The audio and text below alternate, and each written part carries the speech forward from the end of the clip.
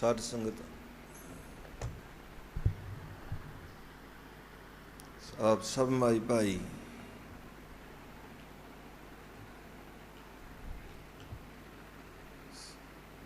जितने भी सतगुरु जी की पवित्र हजूरी विच पहुंचे हो,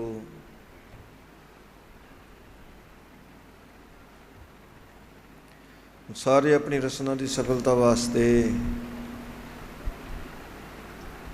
शब्द विच बोलने की खेचल करो। पहले हिस्से विच दास बोलेगा, दूसरे हिस्से विच सब भाई और तीसरे हिस्से विच सब बीबियां भी शब्द विच बोल के अपनी रसना पवित्र बनाओ।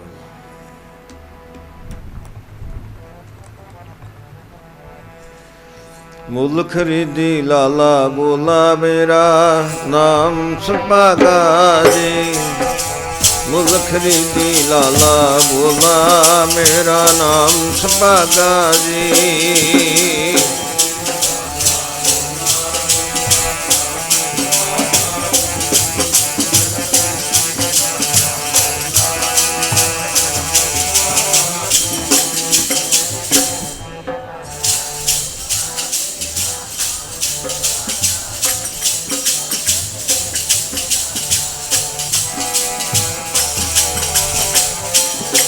मुल खरीदी लाला बोला मेरा नाम सुभागा, मुल खरीदी लाला बोला मेरा नाम सुभागा जी।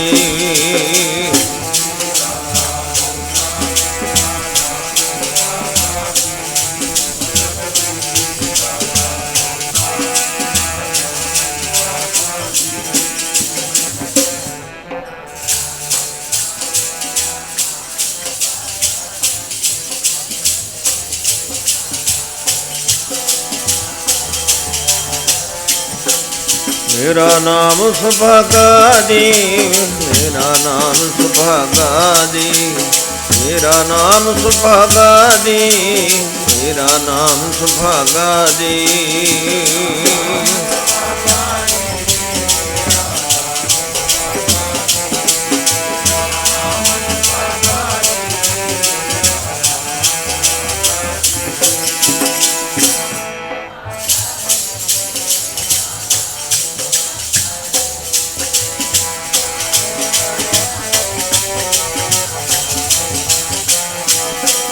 मेरा नाम सुभागा, मेरा नाम सुभागा जी, मेरा नाम सुभागा जी, मेरा नाम सुभागा जी।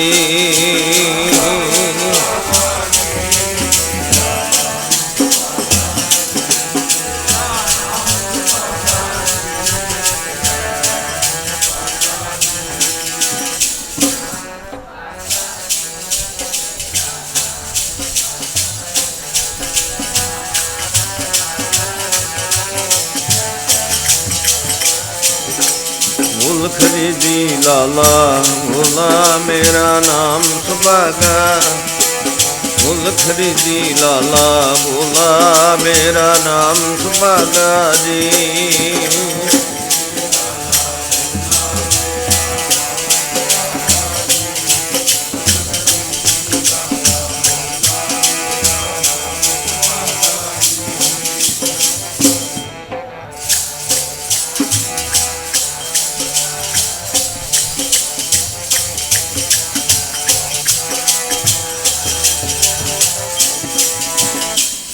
मुल खरीदी लाला बोला मेरा नाम सुभागा,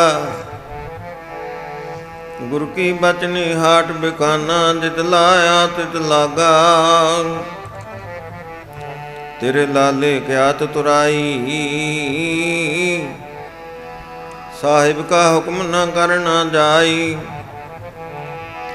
माँ लाली प्यो लाला मेरा, हाँ लाले का जाया लाली नाचे लाला गावे। भगत करूं तेरी राया,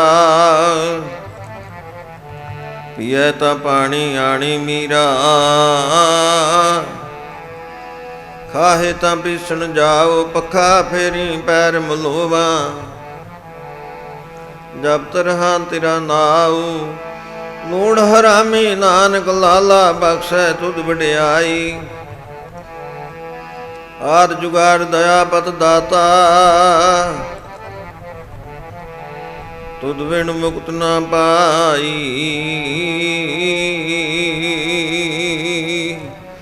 ਮੁੱਲ ਖਰੀਦੀ ਲਾਲਾ ਗੋਲਾ, ਮੇਰਾ ਨਾਮ ਸੁਭਾਗਾ ਜੀ। ਮੁੱਲ ਖਰੀਦੀ ਲਾਲਾ ਗੋਲਾ, ਮੇਰਾ ਨਾਮ ਸੁਭਾਗਾ ਜੀ।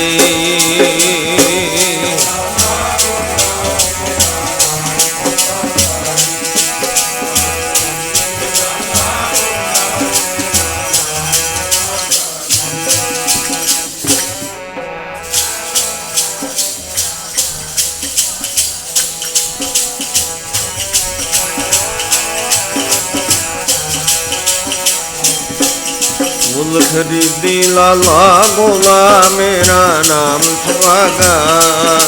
ਮੁੱਲ ਖਰੀਦੀ ਲਾਲਾ ਗੋਲਾ, ਮੇਰਾ ਨਾਮ ਸੁਭਾਗਾ ਜੀ।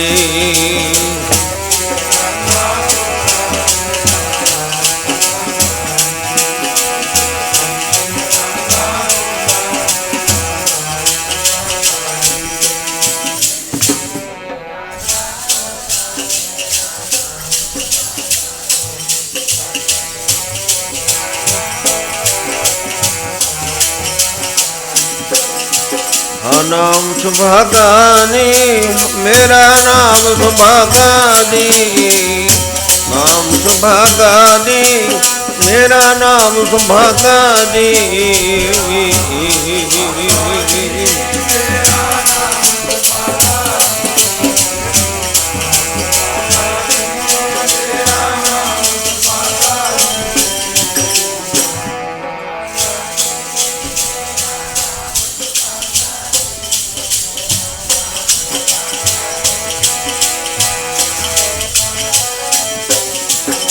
ਨਾਮ ਸੁਭਾਗਾ ਜੀ, ਮੇਰਾ ਨਾਮ ਸੁਭਾਗਾ ਜੀ। ਨਾਮ ਸੁਭਾਗਾ, ਮੇਰਾ ਨਾਮ ਸੁਭਾਗਾ ਜੀ।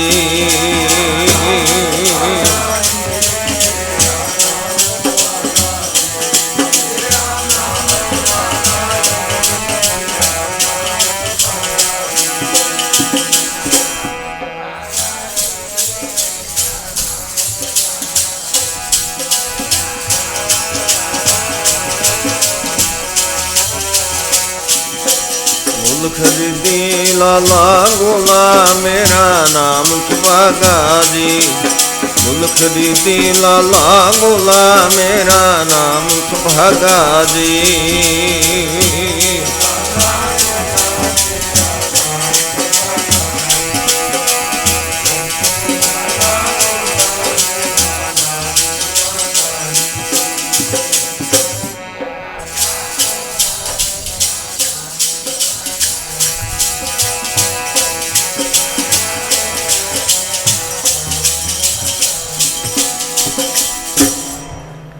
ਸਾਧ ਸੰਗਤ,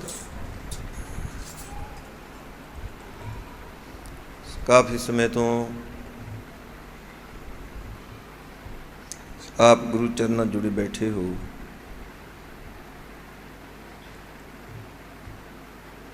ਗੁਰਬਾਣੀ ਦੇ ਕੀਰਤਨ ਦਾ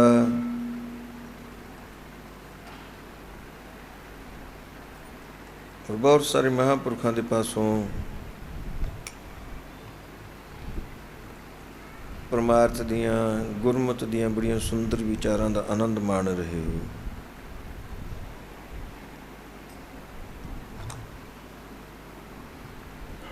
ਹੋਰ ਕੁਝ ਸਮੇਂ ਵਾਸਤੇ ਆਪਣੀਆਂ ਮਨੋਬਿਰਤੀਆਂ ਇਕਾਗਰ ਕਰੋ। ਆਪਣੇ ਖਿਆਲਾਂ ਨੂੰ ਬਾਹਰ ਜਾਣ ਤੋਂ ਰੋਕੋ, ਤਾਂ ਜੋ ਮਨ ਦੀ ਇਕਾਗਰਤਾ ਔਰ ਬਿਰਤੀ ਦੀ ਅੰਤਰਮੁਖਤਾ ਦੁਆਰਾ ਆਪਾਂ ਗੁਰਬਾਣੀ ਦੇ ਕੀਰਤਨ ਔਰ ਗੁਰਮਤਿ ਦੀਆਂ ਵਿਚਾਰਾਂ ਤੋਂ ਲਾਭ ਪ੍ਰਾਪਤ ਕਰ ਸਕੀਏ।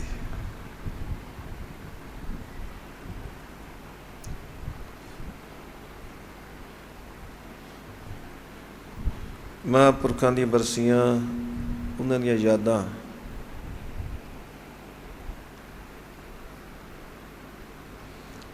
ਜਦੋਂ ਜਗਿਆਸੂ ਜਨ ਮਨਾਉਂਦੇ ਨੇ,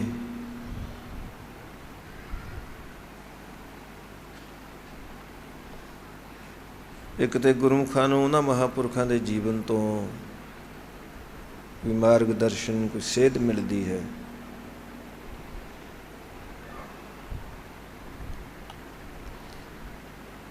ਔਰ ਦੂਸਰਾ ਜੋ ਮਹਾਂਪੁਰਖਾਂ ਦਾ ਸੰਸਾਰ 'ਤੇ ਆਉਣ ਦਾ ਮਨੋਰਥ ਹੁੰਦਾ ਹੈ,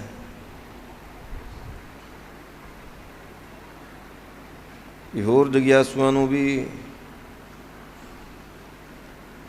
ਉਸ ਪਰਮਾਤਮਾ ਦੇ ਅਕਾਲ ਪੁਰਖ ਵਾਹਿਗੁਰੂ ਦੇ ਚਰਨਾਂ ਦੇ ਨਾਲ ਜੋੜਨਾ, ਨਾਮ ਦੇ ਆਸਰੇ ਉਹਨਾਂ ਦੀ ਵੀ ਅਕਾਲ ਪੁਰਖ ਵਾਹਿਗੁਰੂ ਦੇ ਨਾਲ ਗੰਢ ਪਾਉਣੀ। ਜਿੰਨਾ ਸਮਾਂ ਉਹ ਸਰੀਰ ਵਿੱਚ ਰਹਿੰਦੇ ਹਨ ਇਸ ਮਾਤ ਲੋਕ 'ਤੇ,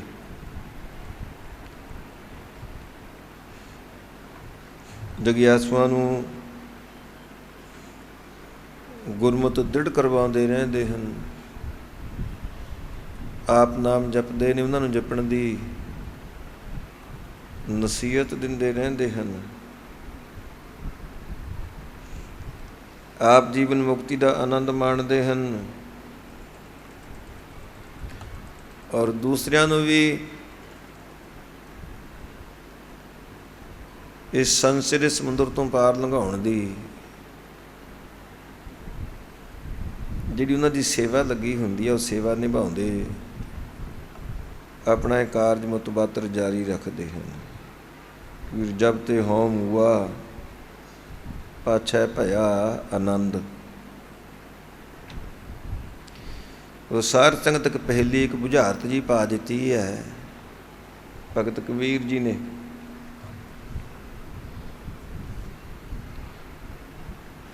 ਕਿ ਮਰਨ ਤੋਂ ਬਾਅਦ ਮਰਨੇ ਹੀ ਤੇ ਪਾਈਐ ਪੂਰਨ ਪਰਮਾਨੰਦ। ਇੱਕ ਤੇ ਆਨੰਦ ਜੀਵਨ ਮੁਕਤੀ ਦਾ ਹੋਇਆ ਕਰਦਾ ਹੈ ਔਰ ਦੂਸਰਾ ਆਨੰਦ ਵਿਦੇਹ ਮੁਕਤੀ ਦਾ ਵੀ ਹੈ।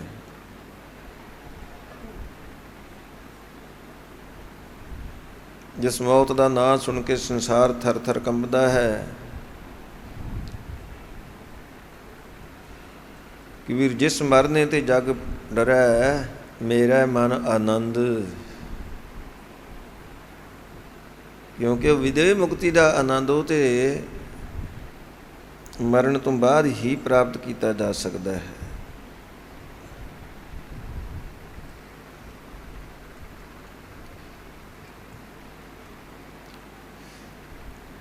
ਜਿਸ ਮਰਨੇ ਤੇ ਜਗ ਡਰੈ ਮੇਰਾ ਮਨ ਆਨੰਦ, ਮਰਨੇ ਹੀ ਤੇ ਪਾਈਐ ਪੂਰਨ ਪਰਮਾਨੰਦ। ਜਿਹੜੀ ਪਰਮਾਨੰਦ ਸੁੱਖ ਦੀ ਪ੍ਰਾਪਤੀ ਹੈ,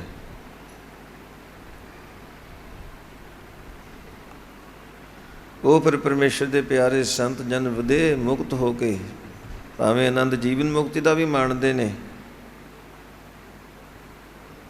ਪਰ ਬਾਅਦ ਵਿੱਚ ਉਹਨਾਂ ਨੂੰ ਇਹ ਆਨੰਦ ਪ੍ਰਾਪਤ ਹੁੰਦਾ ਹੈ, ਮੋਹ ਮਿਲਿਓ ਪ੍ਰਭ ਆਪਣਾ ਸੰਗੀ ਭਜੈ ਗੋਬਿੰਦ। ਮੈਨੂੰ ਮੇਰੇ ਮਾਲਕ ਦਾ, ਮੇਰੇ ਪਾਰ ਬ੍ਰਹਮ ਅਕਾਲ ਪੁਰਖ ਵਾਹਿਗੁਰੂ ਦਾ ਮਿਲਾਪ ਹੋ ਗਿਆ। ਉਹ ਤਾਂ ਜਿਉਂਦੇ ਜੀਵ ਹੀ ਹੋਇਆ ਹੁੰਦਾ ਹੈ, ਪਰ ਬਾਅਦ ਵਿੱਚ ਅਭੇੜਤਾ ਪ੍ਰਾਪਤ ਹੋ ਜਾਂਦੀ ਹੈ। ਜਿਉਂ ਜਲ ਮਹਿ ਜਲ ਆਏ ਖਟਾਨਾ, ਤਿਉਂ ਜੋਤੀ ਸੰਗ ਜੋਤ ਸਮਾਨਾ। ਮਿਟ ਗਏ ਗਵਨ ਪਾਏ ਵਿਸਰਾਮ, ਨਾਨਕ ਪ੍ਰਭ ਕੈ ਸਦ ਕੁਰਬਾਨ।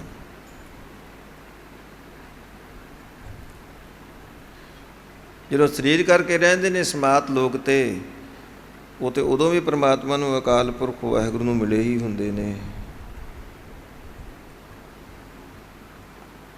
ਪਰ ਸਰੀਰ ਕਰਕੇ ਜਾਂ ਸਰੀਰ ਦੀ ਪ੍ਰਾਰਬਧ ਕਰਕੇ ਜਿਹੜੀ ਥੋੜ੍ਹੀ ਬਹੁਤ ਵਿਖੇਪਤਾ ਹੋਇਆ ਕਰਦੀ ਹੈ ਨਾ, ਸਰੀਰ ਦੇ ਪਰਿਤਿਆਗ ਤੋਂ ਬਾਅਦ ਇਹ ਵੀ ਖਤਮ ਹੋ ਜਾਂਦੀ ਹੈ। ਮੋਹ ਮਿਲਿਓ ਪ੍ਰਭ ਆਪਣਾ ਸੰਗੀ ਭਜੈ ਗੋਬਿੰਦ। ਔਰ ਜਿਹੜੇ ਸਾਡੇ ਸੰਗੀ, ਸਾਡੇ ਪਾਸੋਂ ਪਰਮਾਰਥ ਦੀ ਸੇਧ ਲੈਣ ਵਾਲੇ, ਉਸ ਪਰਮਾਤਮਾ ਦਾ, ਅਕਾਲ ਪੁਰਖ ਵਾਹਿਗੁਰੂ ਦਾ ਭਜਨ ਕਰਦੇ ਨੇ, ਉਸ ਦੀ ਬੰਦਗੀ ਵੀ ਜੁੜਦੇ ਨੇ, ਸਾਡੀ ਯਾਦ ਵਿੱਚ ਜੁੜਨ ਦੇ ਬਹਾਨੇ। ਕਬੀਰ ਜਬ ਤੇ ਹਉਮ ਹੁਆ, ਜਦੋਂ ਤੋਂ ਹਉਮੈ ਦਾ ਨਾਸ਼ ਹੋ ਗਿਆ,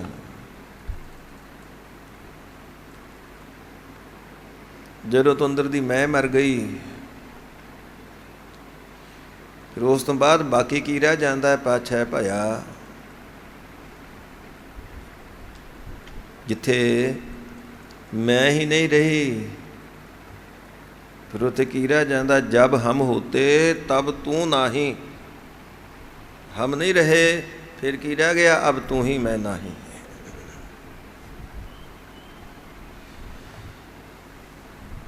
ਖੈਰ ਸਾਰ ਸੰਗਤ ਧਿਆਨ ਦਿਓ, ਇਸ ਨੂੰ ਭਾਵੇਂ ਆਪਾਂ ਜਿਹੜੇ ਮਰਜ਼ੀ ਪਾਸੇ ਲਾ ਲਈਏ, ਸ਼ਲੋਕ ਦੇ ਅਰਥ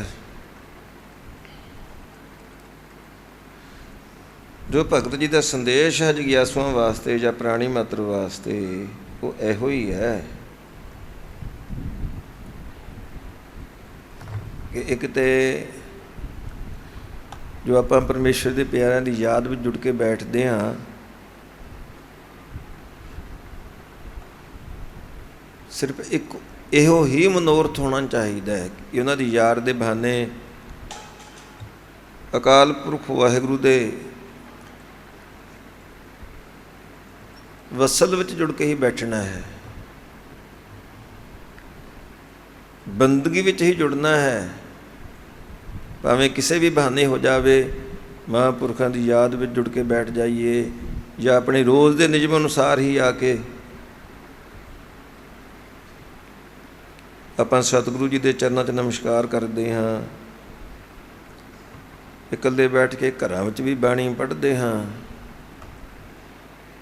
ਦੋ ਗੁਰਮੁਖਾਂ ਦਾ ਆਪਸ ਵਿੱਚ ਮੇਲ ਹੁੰਦਾ ਹੈ, ਇੱਕ ਸਿੱਖ ਦੋਏ ਸਾਧ ਸੰਗ ਪੰਜੀ ਪਰਮੇਸ਼ਰ। ਫਿਰ ਇਹੋ ਜਿਹੇ ਜੋੜ ਮੇਲੇ ਕਿਸ ਮਨੋਰਥ ਵਾਸਤੇ ਮਨਾਏ ਜਾਂਦੇ ਨੇ? ਸਿਰਫ ਇੱਕ ਮਨੋਰਥ, ਹਮ ਚੁਨਾ ਦਰ ਮਜ਼ਹਬਿੰ ਸਾਧ ਸੰਗ ਕਜ ਮੁਹੱਬਤ ਬਾ ਖੁਦਾ ਦਰੰਦ ਰੰਗ। ਗਿਰਦ ਮੇਂ ਆਏ ਦੰਦ ਦਰ ਮਾਹਿੰਦੋ ਬਾਰ, ਬਹਿਰ ਜ਼ਿਕਰ ਖਾਸ ਹੈ ਪਰਵਦਗਾਰ। ਭਾਵੇਂ ਜਗਿਆਸੂ ਜਨ ਮਹਾਂਪੁਰਖਾਂ ਦੇ ਪਾਸ ਜਦੋਂ ਸਰੀਰ ਕਰਕੇ ਹਾਜ਼ਰ ਹੋਣ, ਉਦੋਂ ਬੈਠ ਜਾਣ,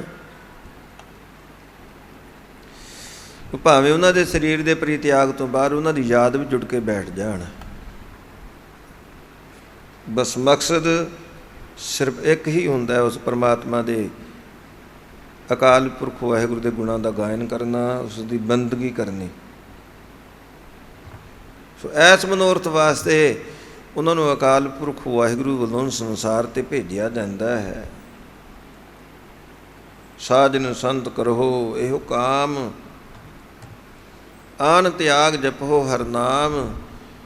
ਸਿਮਰ ਸਿਮਰ ਸਿਮਰ ਸੁਖ ਪਾਵਹੁ, ਆਪ ਜਪੋ ਅਬ ਰਹਿ ਨਾਮ ਜਪਾਵਹੁ।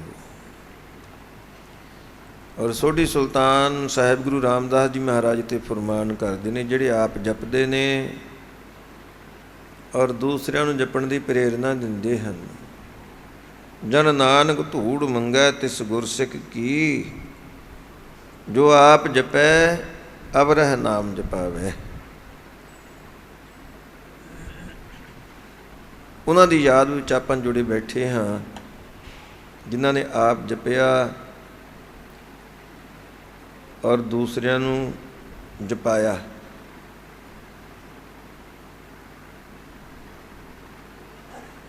ਪਰਮ ਪੂਜਨਿਕ ਸੰਤ ਬਾਬਾ ਈਸ਼ਰ ਸਿੰਘ ਜੀ ਮਹਾਰਾਜ, ਜਿਨ੍ਹਾਂ ਦੇ ਪਵਿੱਤਰ ਜੀਵਨ ਬਾਬਤ ਆਪਾਂ ਹੁਣ ਤੱਕ ਬਹੁਤ ਕੁਝ ਸਰਵਣ ਕੀਤਾ ਹੈ। ਧੰਨ ਗੁਰੂ ਅਰਜਨ ਦੇਵ ਜੀ ਮਹਾਰਾਜ ਨੇ ਜੋ ਇਹੋ ਜਿਹੇ ਮਹਾਂਪੁਰਖਾਂ ਦੀ ਪਹਿਚਾਣ ਦੱਸੀ ਹੈ, ਇਹੋ ਜਿਹੇ ਸਾਧੂਆਂ ਦੀ ਰਹਿਤ ਦੱਸੀ ਹੈ, ਸੰਤ ਰਹਿਤ ਸੁਨੋ ਮੇਰੇ ਭਾਈ, ਵਾ ਕੀ ਮਹਿਮਾ ਕਥਨ ਨਾ ਜਾਈ। ਉਹਨਾਂ ਦੀ ਵਡਿਆਈ ਬਿਆਨ ਤੇ ਨਹੀਂ ਕੀਤੀ ਜਾ ਸਕਦੀ, ਪਰ ਫਿਰ ਵੀ ਸਾਧ ਸੰਗਤ ਯਤਨ ਤੇ ਕੀਤਾ ਹੀ ਜਾ ਸਕਦਾ ਹੈ ਨਾ। ਸਤਿਗੁਰੂ ਜੀ ਤੇ ਸਮਰੱਥ ਨੇ। ਜਗਿਆਸੂਆਂ ਦੇ ਮਨ ਵਿੱਚ ਜੇ ਸੰਦੇਹ ਹੋਵੇ ਵੀ ਸਾਧੂ ਦੀ ਪਹਿਚਾਣ ਕੀ ਹੈ, ਕਿਉਂਕਿ ਸਾਧੂ ਦੀ ਵਡਿਆਈ ਤੇ ਸਤਿਗੁਰੂ ਜੀ ਨੇ ਬਹੁਤ ਕੀਤੀ ਹੈ, ਔਰ ਨਾਲ ਉਹਨਾਂ ਦੇ ਲੱਛਣ ਵੀ ਦੱਸੇ ਨੇ। ਮੰਤਰੰ ਰਾਮ ਰਾਮ ਨਾਮੰ, ਇੱਕ ਥਾਂ 6 ਲੱਛਣ ਬਿਆਨ ਕੀਤੇ ਨੇ ਸਤਿਗੁਰੂ ਜੀ ਨੇ। ਮੰਤਰੰ ਰਾਮ ਰਾਮ ਨਾਮੰ ਧਿਆਨੰ ਸਰਬਤਰ ਪੂਰਨ ਹੈ, ਗਿਆਨੰ ਸਮ ਦੁਖ ਸੁਖੰ ਜੁਗਤ ਨਿਰਮਲ ਨਿਰਵੈਰਣ ਹੈ, ਦਇਆਲੰ ਸਰਬਤਰ ਜੀਆਂ ਪੰਜ ਦੋਖ ਵਿਵਰਜਿਤ ਹੈ, ਭੋਜਨੰ ਗੋਪਾਲ ਕੀਰਤਨੰ ਅਲਪ ਮਾਇਆ ਜਲ ਕਮਲ ਰਹਿਤ ਹੈ,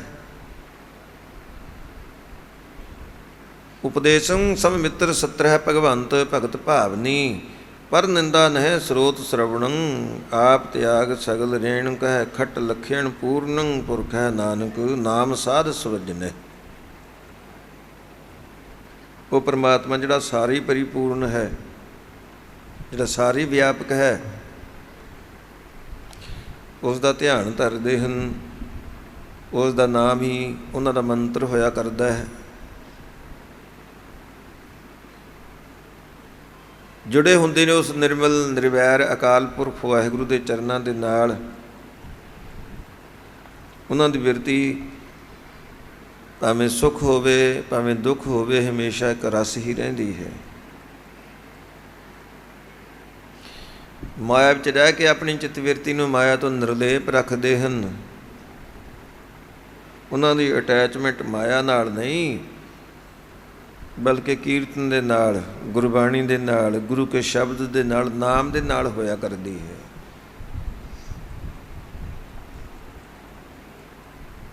ਭਾਵਨੀ ਸ਼ਰਧਾ ਔਰ ਪ੍ਰੇਮ ਦੇ ਨਾਲ ਕਰਦੇ ਨੇ ਪਰਮੇਸ਼ਰ ਦੀ ਪ੍ਰੇਮਾ ਭਗਤੀ। ਉਹਨਾਂ ਦੇ ਮਨ ਵਿੱਚ ਕਿਸੇ ਪ੍ਰਤੀ ਕੋਈ ਨਫ਼ਰਤ ਨਹੀਂ ਹੋਇਆ ਕਰਦੀ, ਭਾਵੇਂ ਉਹਨਾਂ ਦੇ ਪਾਸ ਕੋਈ ਮਿੱਤਰ ਭਾਵਨਾ ਕਰਕੇ ਆ ਜਾਵੇ, ਕੋਈ ਦੁਸ਼ਮਣ ਭਾਵਨਾ ਕਰਕੇ ਵੀ ਉਹਨਾਂ ਦੇ ਪਾਸ ਚੱਲ ਕੇ ਆ ਜਾਵੇ, ਉਹਨਾਂ ਦੀ ਦ੍ਰਿਸ਼ਟੀ ਸਾਰਿਆਂ ਵੱਲ ਸਮ ਹੀ ਹੋਇਆ ਕਰਦੀ ਹੈ। ਪਰਾਈ ਨਿੰਦਿਆ ਕਰਨੀ ਤੇ ਦੂਰ ਦੀ ਗੱਲ ਰਹੀ, ਉਹ ਤੇ ਕੰਨਾਂ ਨਾਲ ਸੁਣਦੇ ਤੱਕ ਵੀ ਨਹੀਂ। ਉਹ ਸਾਰ ਸੰਗਤ ਇਤਿਆਦਿਕ ਇੱਥੇ ਸਾਹਿਬ ਗੁਰੂ ਅਰਜਨ ਦੇਵ ਜੀ ਮਹਾਰਾਜ ਨੇ ਪਰਮੇਸ਼ਰ ਦੇ ਪਿਆਰੇ ਸੰਤ ਜਨਾਂ ਦੇ 6 ਲੱਛਣ ਬਿਆਨ ਕੀਤੇ ਨੇ, ਜਿਨ੍ਹਾਂ ਵਿੱਚ ਇਹ 6 ਲੱਛਣ, ਇਹ 6 ਸਿਫਤਾਂ ਪਾਈਆਂ ਜਾਂਦੀਆਂ ਹੋਣ। ਉਹਨਾਂ ਨੂੰ ਸਤਿਗੁਰੂ ਜੀ ਨੇ ਸੰਗਿਆ ਦਿੱਤੀ ਹੈ ਸਾਧੂ ਦੀ, ਜਾਂ ਉਹਨਾਂ ਨੂੰ ਕਿਹਾ ਹੈ ਸੰਤ ਖਟ ਲਖਿਆਣ ਪੂਰਨ ਪੁਰਖ ਹੈ। ਉਹਨਾਂ ਦੀ ਅਵਸਥਾ ਸਤਿਗੁਰੂ ਜੀ ਨੇ ਕਥਨ ਕੀਤੀ ਹੈ ਪੂਰਨ, ਔਰ ਉਹਨਾਂ ਦਾ ਨਾਮ ਕੀ ਹੈ? ਨਾਨਕ ਨਾਮ ਸਾਧ ਸਵਜਨ ਹੈ। ਕੋਈ ਉਹਨਾਂ ਨੂੰ ਸੱਜਣ ਕਹਿ ਲਓ, ਸੰਤ ਕਹਿ ਲਓ, ਸਾਧੂ ਕਹਿ ਲਓ, ਜੋ ਮਰਜ਼ੀ ਸੰਗਿਆ ਦੇ ਦਿਓ, ਪਰ ਜੇ ਕਰਨੀ ਹੈ। ਪਰ ਜੇ ਨਿਰਾ ਦਿਖਾਵਾ ਹੀ ਹੈ, ਫਿਰ ਭਾਵੇਂ ਜਿੰਨੇ ਮਰਜ਼ੀ ਆਪਾਂ ਵਿਸ਼ੇਸ਼ਣ ਲਾ ਲਈਏ, ਬਾਤ ਦੇ ਬਤੰਗੜ ਬਣਾ ਬਣਾ ਕੇ ਦੱਸੀ ਜਾਈਏ, ਇਹਨਾਂ ਗੱਲਾਂ ਦਾ ਕੋਈ ਅਰਥ ਨਹੀਂ। ਹਾਂ, ਇੱਥੇ ਸਤਿਗੁਰੂ ਜੀ ਸਾਧੂ ਦੀ ਪਹਿਚਾਣ, ਸਾਧੂ ਦੀ ਰਹਿਤ ਦੱਸ ਰਹੇ ਨੇ। 8 ਪਹਿਰ ਨਿਕਟ ਕਰ ਜਾਣੈ, ਪ੍ਰਭ ਕਾ ਕੀਆ ਮੀਠਾ ਮਾਨੈ, ਏਕ ਨਾਮ ਸੰਤਨ ਆਧਾਰ, ਹੋਏ ਰਹੇ ਸਭ ਕੀ ਪਗ ਛਾਰ, ਸੰਤ ਰਹਿਤ ਸੁਨੋ ਮੇਰੇ ਭਾਈ, ਵਾ ਕੀ ਮਹਿਮਾ ਕਥਨ ਨਾ ਜਾਈ।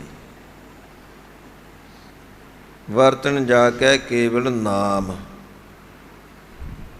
ਉਹ ਸਾਧ ਸੰਗਤ ਉਹਨਾਂ ਦਾ ਵਾਸਤਾ ਸਿਰਫ ਔਰ ਸਿਰਫ ਇੱਕ ਗੱਲ ਦੇ ਨਾਲ ਹੀ ਹੋਇਆ ਕਰਦਾ ਹੈ, ਜੋ ਕਿ ਪਰਮਾਤਮਾ ਦਾ ਨਾਮ। ਉਸ ਸੰਸਾਰ 'ਤੇ ਠੀਕ ਹੈ ਗਿਆਨਵਾਨ ਹੋ ਕੇ ਵੀ ਅੰਤਰ ਗਿਆਨ, ਮੁਖ ਭਗਤੀ, ਵਰਤਨ ਵੈਰਾਗ। ਗਿਆਨਵਾਨ ਹੋ ਕੇ ਹਮੇਸ਼ਾ ਮੁਖੋਂ ਪ੍ਰੇਮਾ ਭਗਤੀ ਦੇ ਵਚਨ ਕਹਿੰਦੇ ਨੇ। ਸੰਸਾਰ 'ਤੇ ਕਿਵੇਂ ਵਰਤਦੇ ਨੇ, ਕਿਵੇਂ ਵਿਚਰਦੇ ਨੇ, ਆਪਣੀ ਬਿਰਤੀ ਨੂੰ ਸੰਸਾਰ ਵੱਲੋਂ ਉਪਰਾਮ ਰੱਖ ਕੇ।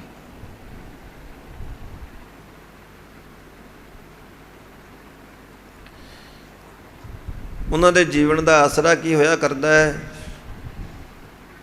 ਅਨੰਦ ਰੂਪ ਕੀਰਤਨ ਵਿਸਰਾਮ।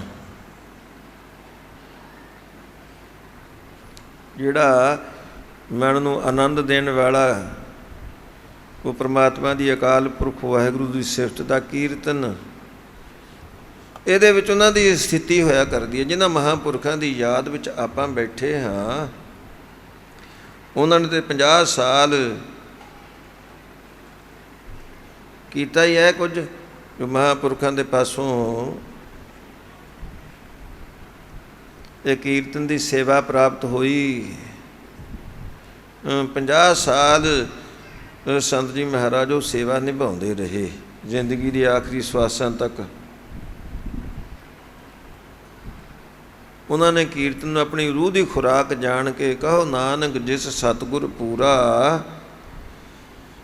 ਅਖੰਡ ਕੀਰਤਨ ਤਿਨ ਭੋਜਨ ਚੂਰਾ। ਸੰਤ ਬਾਬਾ ਅਤਰ ਸਿੰਘ ਜੀ ਰੇਰੂ ਸਾਹਿਬ ਵਾਲੇ, ਸੰਤ ਬਾਬਾ ਅਤਰ ਸਿੰਘ ਜੀ ਮਹਾਰਾਜ ਮਸਤੂਆਣੇ ਵਾਲੇ, ਇਹਨਾਂ ਦੋਨਾਂ ਹੀ ਮਹਾਂਪੁਰਖਾਂ ਦੇ ਪਾਸੋਂ ਆਪ ਨੂੰ ਇਹ ਕੀਰਤਨ ਦੀ ਦਾਤ ਪ੍ਰਾਪਤ ਹੋਈ। ਉਹਨਾਂ ਨੇ ਆਪਣੀ ਬਿਰਤੀ ਬਸ ਇਸ ਕੀਰਤਨ ਭਗਤੀ ਦੇ ਵਿੱਚ ਸਥਿਤ ਕਰਕੇ ਰੱਖੀ 50 ਸਾਲ। ਕੀਰਤਨ ਦੁਆਰਾ ਗੁਰਬਾਣੀ ਦੀਆਂ ਸਿੱਧੀਆਂ ਧਾਰਨਾ ਦੇ ਨਾਲ ਉਹਨਾਂ ਨੇ ਗੁਰੂ ਨਾਨਕ ਦੇਵ ਜੀ ਮਹਾਰਾਜ ਦਾ ਸੰਦੇਸ਼ ਸੰਸਾਰ ਦੇ ਕੋਨੇ-ਕੋਨੇ ਵਿੱਚ ਪਹੁੰਚਾਇਆ। ਕੀਰਤਨ ਕੀਤਾ, ਕੀਰਤਨ ਨੂੰ ਸਮਾਧੀ ਜਾਣ ਕੇ, ਭਾਵੇਂ ਸੰਗਤ ਬਹੁਤੀ ਹੁੰਦੀ ਥੋੜ੍ਹੀ ਹੁੰਦੀ। ਜਥੇਦਾਰ ਸਾਹਿਬ ਜੀ ਕਈ ਵਾਰ ਸੁਣਾਇਆ ਕਰਦੇ, ਇੱਕ ਵਾਰ ਘਣਗਸਾਂ ਆਪਣੇ ਨਜ਼ਦੀਕ ਹੀ ਨਗਰ ਹੈ, ਉਸ ਨਗਰ ਦੇ ਵਿੱਚ ਅਖੰਡ ਪਾਠ ਸੀ। ਉਦੋਂ ਸੰਤ ਜੀ ਮਹਾਰਾਜ ਕੀਰਤਨ ਸਾਰੀ ਰਾਤ ਕਰਦੇ ਰਹਿੰਦੇ। ਵਿਖਿਆਨ ਬਹੁਤ ਘੱਟ ਕਰਿਆ ਕਰਦੇ, ਜ਼ਿਆਦਾਤਰ ਅਖੰਡ ਕੀਰਤਨ ਕਰਿਆ ਕਰਦੇ। ਕੀਰਤਨ ਸ਼ੁਰੂ ਹੋ ਗਿਆ, 1.5 ਘੰਟਾ 2 ਘੰਟੇ 'ਤੇ ਸੰਗਤ ਬੈਠੀ ਰਹੀ। ਫਿਰ ਇੱਕ ਇੱਕ ਕਰਕੇ ਗੁਰੂ ਖਮਾਈ ਭਾਈ ਉੱਠ ਕੇ ਵਾਪਸ ਜਾਣੇ ਸ਼ੁਰੂ ਹੋ ਗਏ।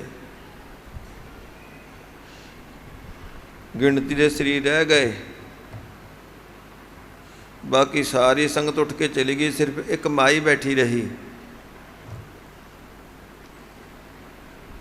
ਜਥੇਦਾਰ ਸਾਹਿਬ ਜੀ ਆਪਣੇ ਖੁੱਲ੍ਹੇ ਡੁੱਲੇ ਸੁਭਾਅ ਅਨੁਸਾਰ ਸੰਤ ਜੀ ਮਹਾਰਾਜ ਨੂੰ ਕਹਿਣ ਲੱਗੇ, ਮਹਾਰਾਜ ਸਾਰੀ ਸੰਗਤ ਤੇ ਵਾਪਸ ਚਲੀ ਗਈ ਹੈ, ਇੱਕ ਮਾਈ ਬੈਠੀ ਹੈ। ਥੋੜ੍ਹੀ ਦੇਰ ਤੱਕ ਇਹ ਵੀ ਜਾਂ ਤਾਂ ਉੱਠ ਕੇ ਵਾਪਸ ਚਲੀ ਜਾਏਗੀ ਆਪਣੇ ਘਰ ਨੂੰ, ਜਾਂ ਫਿਰ ਇਹਨੇ ਇੱਥੇ ਬੈਠੀ ਨੇ ਸੌਂ ਜਾਣਾ। ਆਪਾਂ ਹੁਣ ਕੀਰਤਨ ਦਾ ਭੋਗ ਪਾ ਦਈਏ, ਅੰਮ੍ਰਿਤ ਵੇਲੇ ਫਿਰ ਸ੍ਰੀ ਆਸਾ ਵਾਰ ਦਾ ਕੀਰਤਨ ਕਰਨਾ ਹੈ। ਸੰਤ ਮਹਾਰਾਜ ਕਹਿਣਗੇ, ਜਥੇਦਾਰਾ ਵੀ ਜਿਹੜੇ ਪਹਿਲਾਂ ਬੈਠੇ ਸਨ ਨਾ ਤੇ ਅਸੀਂ ਉਹਨਾਂ ਨੂੰ ਸੁਣਾਉਣ ਵਾਸਤੇ ਕੀਰਤਨ ਕਰ ਰਹੇ ਸੀ, ਨਾ ਜਿਹੜੀ ਮਾਈ ਹੁਣ ਬੈਠੀ ਹੈ ਇਹਨੂੰ ਸੁਣਾਉਣ ਵਾਸਤੇ ਕੀਰਤਨ ਕਰ ਰਹੇ ਹਾਂ। ਵੀ ਅਸੀਂ ਤਾਂ ਕੀਰਤਨ ਨੂੰ ਸਮਾਧੀ ਰੂਪ ਜਾਣ ਕੇ, ਕੀਰਤਨ ਨੂੰ ਭਗਤੀ ਜਾਣ ਕੇ,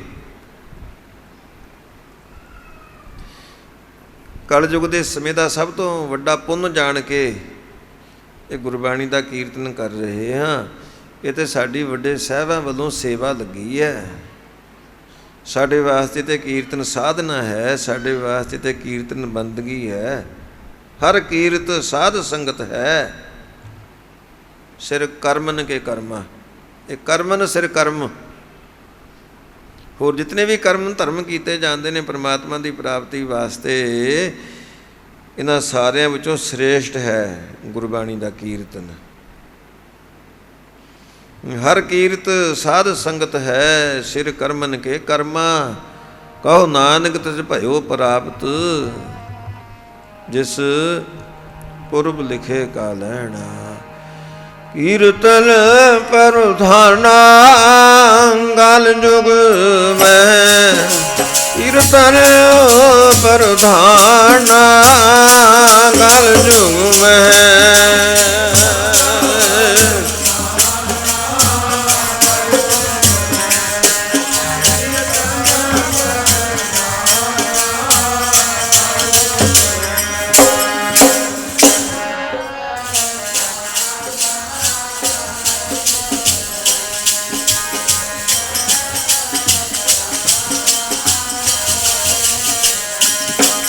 कीर्तन प्रधाना काल जुग में, कीर्तन प्रधाना काल जुग में।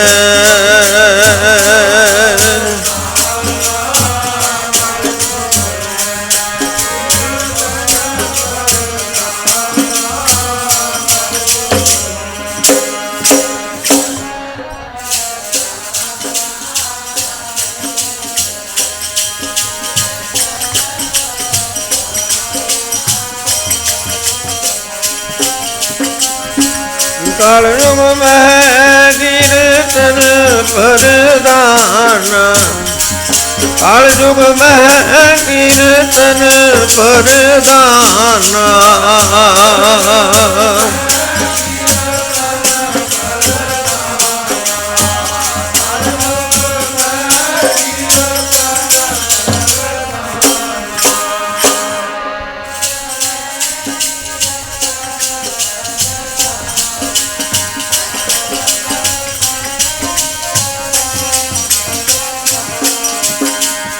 गुरु मुख पिए लाए ध्याना, गुरु मुख पिए लाए ध्याना।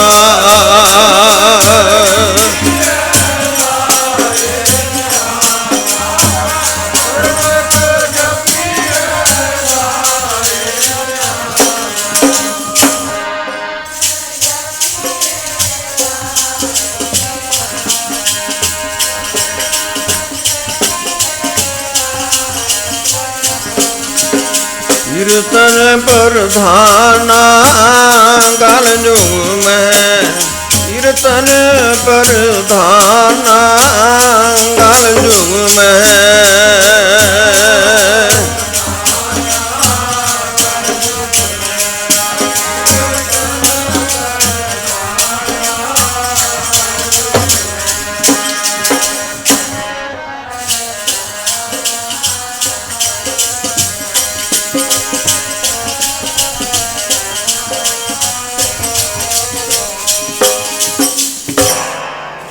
ਹਾਂ, ਕੀਰਤਨ ਦੇ ਵਿੱਚ ਉਹਨਾਂ ਦੀ ਸਥਿਤੀ ਹੋਇਆ ਕਰਦੀ ਹੈ।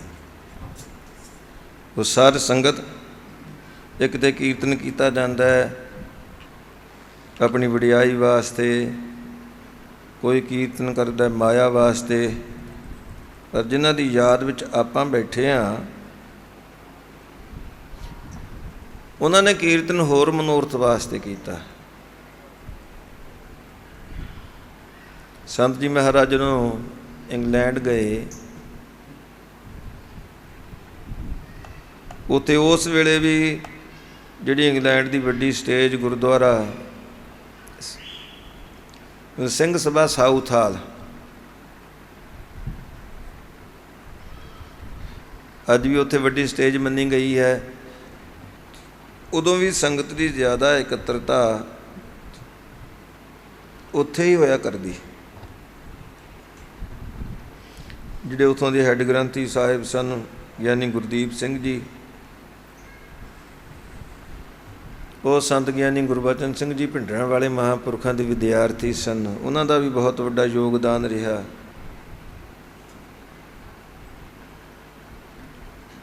ਪਹਿਲਾਂ ਗੁਰਦੁਆਰਾ ਸੀਸਗੰਜ ਸਾਹਿਬ ਗੁਰਬਾਣੀ ਦੀ ਕਥਾ ਕਰਦੇ ਰਹੇ,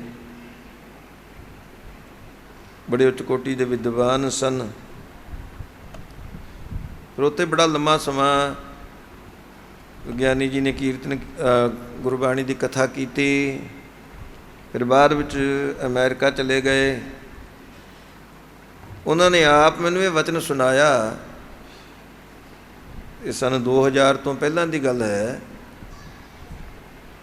ਜਾਂ ਉਹਦੇ ਆਸ-ਪਾਸ, ਮੇਰੇ ਚੰਗੀ ਤਰ੍ਹਾਂ ਯਾਦ ਤੇ ਨਹੀਂ ਸਨ। ਉਦੋਂ ਉਹ ਨਿਊਯਾਰਕ ਦੇ ਰਿਚਮੰਡ ਹਿੱਲ ਗੁਰਦੁਆਰਾ ਸਾਹਿਬ ਉੱਥੇ ਕਥਾ ਕਰਦੇ ਸਨ। ਦਰਅਸਲ ਸਾਡਾ ਉੱਥੇ ਦੀਵਾਨ ਸੀ। ਮੈਨੂੰ ਕਿਸੇ ਨੇ ਦੱਸਿਆ ਵੀ ਇੱਥੇ ਗਿਆਨੀ ਗੁਰਦੀਪ ਸਿੰਘ ਜੀ, ਜਿਹੜੇ ਪਹਿਲਾਂ ਸਾਊਥ ਹਾਲ ਇੰਗਲੈਂਡ ਦੇ ਵਿੱਚ ਕਥਾ ਕਰਿਆ ਕਰਦੇ, ਉਹ ਅੱਜ ਕੱਲ੍ਹ ਇੱਥੇ ਸੇਵਾ ਕਰ ਰਹੇ ਨੇ। ਉਹ ਜਿਹੜੇ ਪ੍ਰਬੰਧਕ ਸੱਜਣ ਸਾਡਾ ਉੱਥੇ ਕੀਰਤਨ ਦਾ ਸਮਾਗਮ ਲੈ ਕੇ ਗਏ ਸਨ, ਮੈਂ ਉਹਨਾਂ ਨੂੰ ਵੈਸੇ ਹੀ ਪੁੱਛ ਲਿਆ ਸੁਭਾਵ ਕੀ ਵੀ ਇੱਥੇ ਗਿਆਨੀ ਜੀ ਦੇ ਨਾਲ ਮਿਲਾਪ ਹੋ ਸਕਦਾ ਹੈ। ਉਸ ਨੇ ਮੈਨੂੰ ਦੱਸਿਆ ਵੀ ਗਿਆਨੀ ਜੀ ਪਿਛਲੇ ਕਈ ਮਹੀਨਿਆਂ ਤੋਂ ਸਰੀਰ ਕਰਕੇ ਉਹਨਾਂ ਦੀ ਸਿਹਤ ਠੀਕ ਨਹੀਂ, ਇਸ ਕਰਕੇ ਹੁਣ ਉਹ ਇੱਥੇ ਹਾਜ਼ਰੀ ਨਹੀਂ ਭਰਦੇ। ਇਤਫਾਕ ਦੇ ਨਾਲ ਉਸ ਦਿਨ ਕਈ ਮਹੀਨਿਆਂ ਤੋਂ ਬਾਅਦ ਉਹ ਗਿਆਨੀ ਗੁਰਦੀਪ ਸਿੰਘ ਜੀ ਉੱਥੇ ਗੁਰਦੁਆਰਾ ਸਾਹਿਬ ਆਏ ਸਨ। ਮੈਂ ਪਹਿਲਾਂ ਤਾਂ ਮਿਲਿਆ ਨਹੀਂ ਸੀ, ਉਹਨਾਂ ਦੀ ਬਾਬਤ ਸੁਣਿਆ ਹੀ ਸੀ। ਖੈਰ ਬਾਅਦ ਵਿੱਚ ਮਿਲੇ, ਬੜੇ ਉਹਨਾਂ ਨੇ ਸੰਤ ਜੀ ਮਹਾਰਾਜ ਦੇ ਵਚਨ ਸੁਣਾਏ। ਉਹਨਾਂ ਨੇ ਦੱਸਿਆ ਵੀ ਜਦੋਂ ਸੰਨ 75 ਦੇ ਵਿੱਚ ਸੰਤ ਜੀ ਮਹਾਰਾਜ ਦੂਸਰੀ ਵਾਰ ਇੰਗਲੈਂਡ ਗਏ, ਵੀ ਮੈਂ ਸੰਤ ਮਹਾਰਾਜ ਦੇ ਚਰਨਾਂ 'ਚ ਬੇਨਤੀ ਕੀਤੀ, ਮਹਾਰਾਜ ਮੈਂ ਜਾ ਰਿਹਾ ਅਮਰੀਕਾ। ਉਦੋਂ ਉਹਨਾਂ ਨੇ ਕੈਲੀਫੋਰਨੀਆ ਜਾਣਾ, ਪਹਿਲਾਂ ਕੈਲੀਫੋਰਨੀਆ ਗਏ ਸਨ, ਬਾਅਦ ਵਿੱਚ ਗਏ, ਪਹੁੰਚੇ ਫਿਰ ਨਿਊਯਾਰਕ।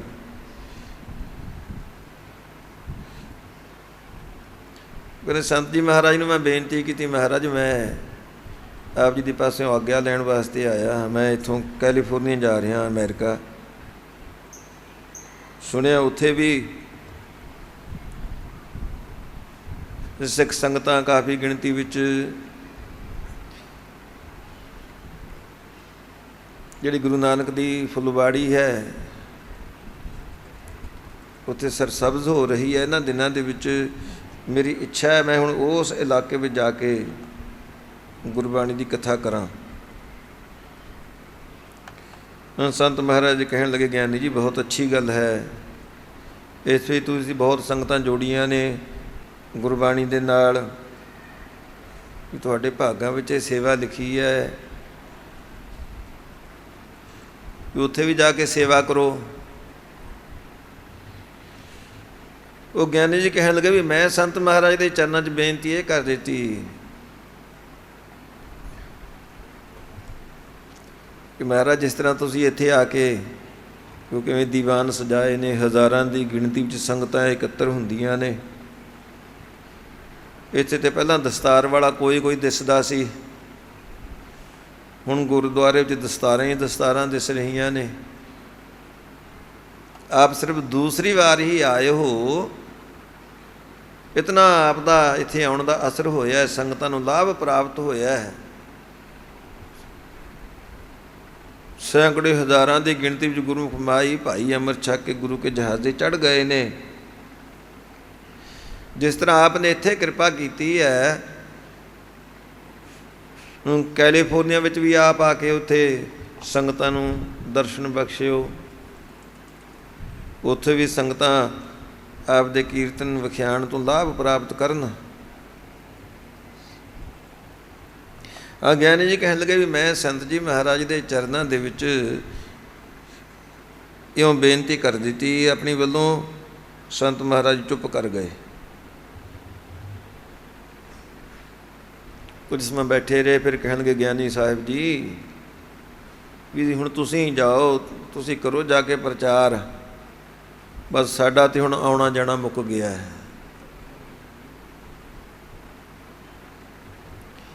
ਇਹ ਸੰਤ ਜੀ ਮਹਾਰਾਜ ਦੇ ਸਰੀਰ ਦੇ ਪਰਿਤਿਆਗ ਤੋਂ ਸਿਰਫ ਕੁਝ ਦਿਨ ਪਹਿਲਾਂ ਦੀ ਹੀ ਗੱਲ ਹੈ।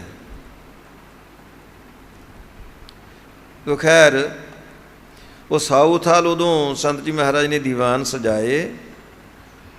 वो ਗਿਆਨੀ गुरदीप सिंह जी जिहड़ा साਊਥ ਹਾਲ ਦਾ ਪ੍ਰਧਾਨ ਸੀ, सरदार बचित्र सिंह, ਜਦੋਂ ਦੀਵਾਨਾਂ ਦੀ ਸਮਾਪਤੀ ਹੋਈ, ਇਹ ਬਾਅਦ ਵਿੱਚ ਸਾਰੇ ਸੱਜਣੇ ਇਕੱਠੇ ਹੋ ਕੇ ਜਿੱਥੇ ਸੰਤ ਜੀ ਮਹਾਰਾਜ ਦੀ ਰਿਹਾਇਸ਼ ਸੀ,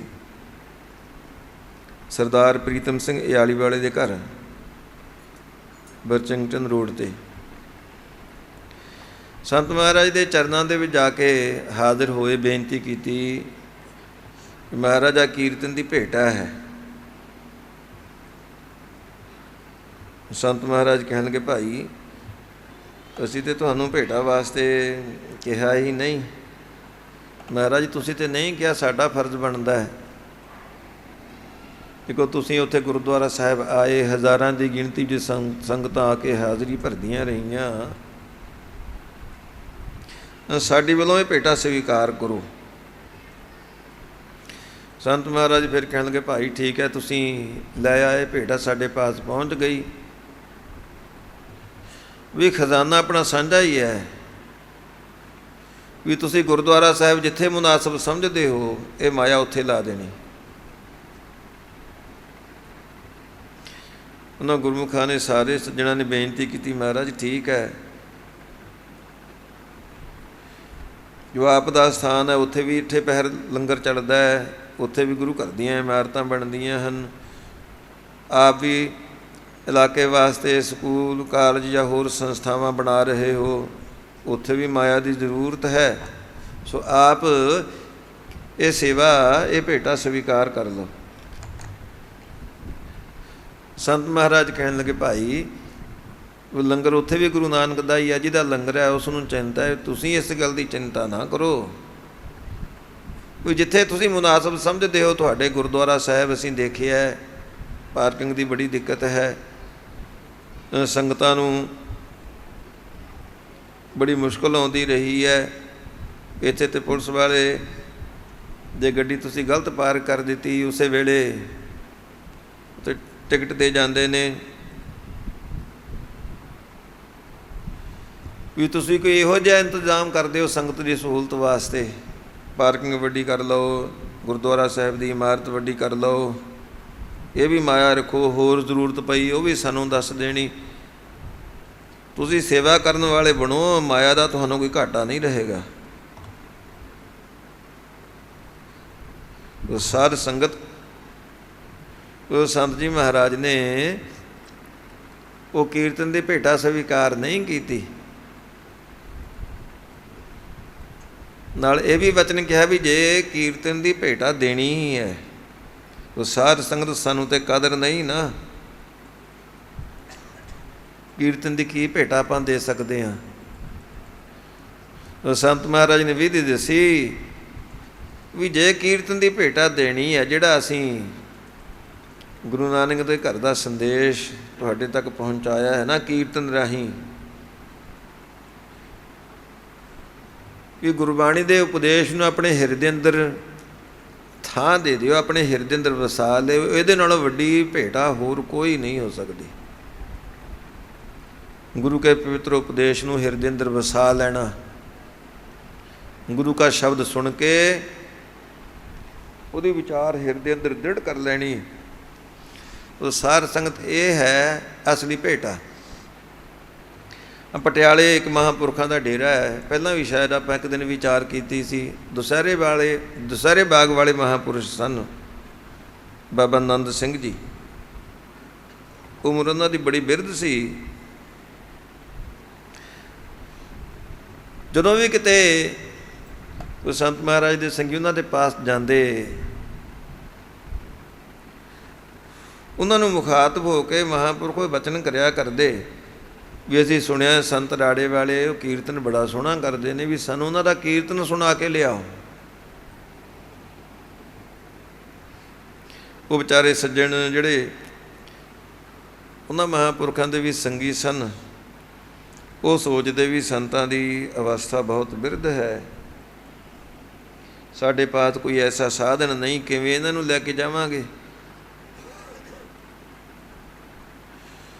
ਉਹਨਾਂ ਨੇ ਕਈ ਵਾਰ ਬੇਨਤੀ ਕਰਨੀ, ਮਹਾਰਾਜ ਜੇ ਕੋਈ ਸਬੱਬ ਬਣਿਆ ਫਿਰ ਅਸੀਂ ਆਪਣੀ ਵੱਲੋਂ ਯਤਨ ਕਰਾਂਗੇ, ਕਿਉਂਕਿ ਸੰਤ ਆਸ਼ਰਮ ਦਭਲਾਨ ਸੰਤ ਜੀ ਮਹਾਰਾਜ ਹਰੇਕ ਦਸ਼ਮੀ ਦੇ ਜੋੜ ਮੇਲੇ 'ਤੇ ਉੱਥੇ ਦੀਵਾਨ ਸਜਾਇਆ ਕਰਦੇ।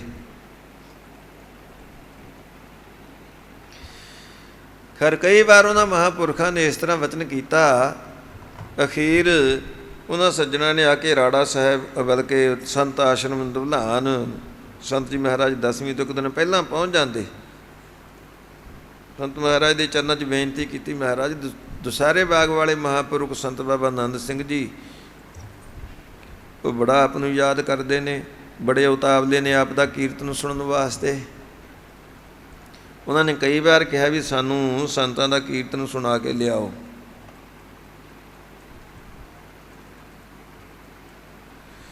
ਸੰਤ ਮਹਾਰਾਜ ਕਹਿਣ ਲੱਗੇ, ਭਾਈ ਚਲੋ ਇਸ ਬਹਾਨੇ ਅਸੀਂ ਵੀ ਉਹਨਾਂ ਮਹਾਂਪੁਰਖਾਂ ਦੇ ਦਰਸ਼ਨ ਕਰ ਲਵਾਂਗੇ। ਸੰਤ ਜੀ ਮਹਾਰਾਜ ਨੇ ਆਪਣਾ ਡਰਾਈਵਰ ਭੇਜਿਆ, ਉਹਨਾਂ ਮਹਾਂਪੁਰਖਾਂ ਨੂੰ ਆਪਣੀ ਗੱਡੀ ਦੇ ਵਿੱਚ ਬੁਲਾ ਲਿਆ। ਸੰਤ ਆਸ਼ਰਮ ਧਵਲਾਨ ਨੂੰ ਮਹਾਂਪੁਰਖ ਆ ਗਏ। ਦੇਖੋ ਸੰਤ ਜੀ ਮਹਾਰਾਜ ਦੀ ਨਿਮਰਤਾ, ਉਹਨਾਂ ਨੂੰ ਆਪਣੇ ਆਸਣ ਦੇ ਉੱਪਰ ਬਿਠਾਇਆ ਔਰ ਆਪ ਸੰਤ ਜੀ ਮਹਾਰਾਜ ਨੇ ਉਹਨਾਂ ਦੇ ਹੱਥ ਤਕੜੇ ਕਰਵਾਏ, ਹੱਥ ਸੁੱਚੇ ਕਰਵਾਏ। ਭੋਜਨ ਦਾ ਥਾਲ ਆਪ ਉਹਨਾਂ ਦੇ ਅੱਗੇ ਰੱਖਿਆ, ਆਪ ਉਹਨਾਂ ਦੇ ਪਾਦ ਖਲੋ ਕੇ ਸੰਤ ਜੀ ਮਹਾਰਾਜ ਨੇ ਉਹਨਾਂ ਮਹਾਂਪੁਰਖਾਂ ਨੂੰ, ਸੰਤ ਬਾਬਾ ਆਨੰਦ ਸਿੰਘ ਜੀ ਨੂੰ ਭੋਜਨ ਛਕਾਇਆ। ਉਸ ਤੋਂ ਬਾਅਦ ਫਿਰ ਸੰਤ ਜੀ ਮਹਾਰਾਜ ਆਪਣੇ ਨੀਅਤ ਸਮੇਂ ਦੀਵਾਨ 'ਤੇ ਪਹੁੰਚ ਗਏ। ਉਹ ਮਹਾਂਪੁਰਖ ਸੰਤ ਬਾਬਾ ਆਨੰਦ ਸਿੰਘ ਜੀ ਉਹ ਵੀ ਨਾਲ ਹੀ ਨੇ। ਸੰਤ ਜੀ ਮਹਾਰਾਜ ਨੇ ਦੀਵਾਨ ਸਜਾਇਆ ਆਪਣੇ ਰੋਜ਼ ਦੇ ਨਿਯਮ ਅਨੁਸਾਰ। ਉਹ ਸਾਰ ਸੰਗਤ ਤੋਂ ਮਹਾਂਪੁਰਖ ਵੀ ਵਿਸਮਾਰ ਦੀ ਅਵਸਥਾ ਵਿੱਚ ਆ ਗਏ। ਕੀਰਤਨ ਦਾ ਆਨੰਦ ਮਾਣਦੇ ਰਹੇ। ਦੀਵਾਨ ਦੀ ਸਮਾਪਤੀ ਹੋਈ, ਫਿਰ ਵਾਪਸ ਆ ਗਏ ਜਿੱਥੇ ਸੰਤ ਜੀ ਮਹਾਰਾਜ ਦਾ ਉਹ ਰਿਹਾਇਸ਼ ਵਾਲੀ ਥਾਂ ਭੋਰਾ ਸਾਹਿਬ ਹੈ। ਇਹ ਸੰਤ ਬਾਬਾ ਆਨੰਦ ਸਿੰਘ ਜੀ ਕਹਿਣ ਲੱਗੇ, ਈਸ਼ਰ ਸਿਆਂ ਅੱਗੇ ਤੇ ਮੈਂ ਸੁਣਿਆ ਹੀ ਕਰਦਾ ਵੀ ਸੰਤ ਕੀਰਤਨ ਬੜਾ ਸੋਹਣਾ ਕਰਦੇ ਨੇ, ਪਰ ਵੀ ਅੱਜ ਤੇ ਤੇਰਾ ਕੀਰਤਨ ਸੁਣ ਕੇ ਆਨੰਦ ਆ ਗਿਆ। ਸੰਤ ਮਹਾਰਾਜ ਕਹਿਣਗੇ, ਮਹਾਂਪੁਰਖੋ ਮੇਰੇ ਅਹੋ ਭਾਗ।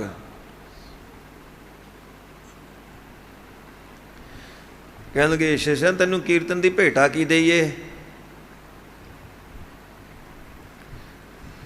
ਸੰਤ ਜੀ ਮਹਾਰਾਜ ਕਹਿਣਗੇ, ਮਹਾਂਪੁਰਖੋ ਤੁਹਾਡਾ ਤੇ ਆਸ਼ੀਰਵਾਦ ਹੀ ਭੇਟਾ ਰੂਪ ਹੈ, ਬਸ ਆਪਣੀ ਆਸੀਸ ਦੇ ਦਿਓ।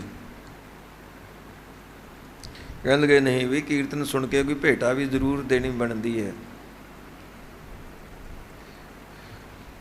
ਸੰਤ ਮਹਾਰਾਜ ਫਿਰ ਕਹਿਣ ਲੱਗੇ, ਮਹਾਂਪੁਰਖੋ ਵੱਡੇ ਸਾਹਿਬਾਂ ਨੇ ਸਾਡੀ ਇਹ ਸੇਵਾ ਲਾਈ ਹੈ ਔਰ ਉਹਨਾਂ ਨੇ ਇਹ ਵਚਨ ਕਿਹਾ ਸੀ ਵੀ ਤੇਰੇ ਪਾਸੋਂ ਅਸੀਂ ਕੀਰਤਨ ਦੀ ਸੇਵਾ ਲੈਣੀ ਹੈ, ਫਿਰ ਜੇ ਭੇਟਾ ਦੇਣੀ ਹੈ ਐਸੀ ਆਸੀਸ ਦੇ ਦਿਓ ਵੀ ਮੇਰੀ ਇਹ ਸੇਵਾ ਅੰਤ ਪਰਯੰਤ ਨਿਭ ਜਾਵੇ। ਇਹਦੇ ਨਾਲ ਵੱਡੀ ਭੇਟਾ ਹੋਰ ਕੀ ਹੋ ਸਕਦੀ ਹੈ ਜੇ ਆਪ ਦਾ ਐਸਾ ਆਸ਼ੀਰਵਾਦ ਪ੍ਰਾਪਤ ਹੋ ਜਾਵੇ।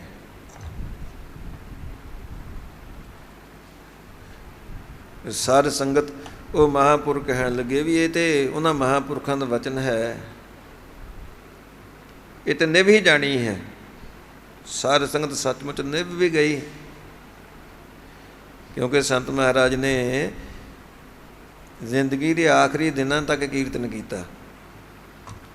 26 ਤਾਰੀਖ ਨੂੰ, ਜਿਸ ਤਰ੍ਹਾਂ ਕੱਲ੍ਹ ਨੂੰ 26 ਤਾਰੀਖ ਹੈ, ਕੱਲ੍ਹ ਦੇ ਅੰਮ੍ਰਿਤ ਵੇਲੇ ਉਹਨਾਂ ਨੇ ਆਪਣੇ ਪੰਜ ਭੌਤਿਕ ਸਰੀਰ ਦਾ ਪਰਿਤਿਆਗ ਕਰਨਾ ਹੋਵੇ ਔਰ ਅੱਜ ਰਾਤ ਦਾ ਆਪਣੇ ਰੋਜ਼ ਦੇ ਸੁਭਾਅ ਦਾ ਜਾਂ ਫਿਰ ਰੋਜ਼ ਦੇ ਨਿਯਮ ਅਨੁਸਾਰ ਉਹਨਾਂ ਨੇ ਦੀਵਾਨ ਸਜਾਇਆ।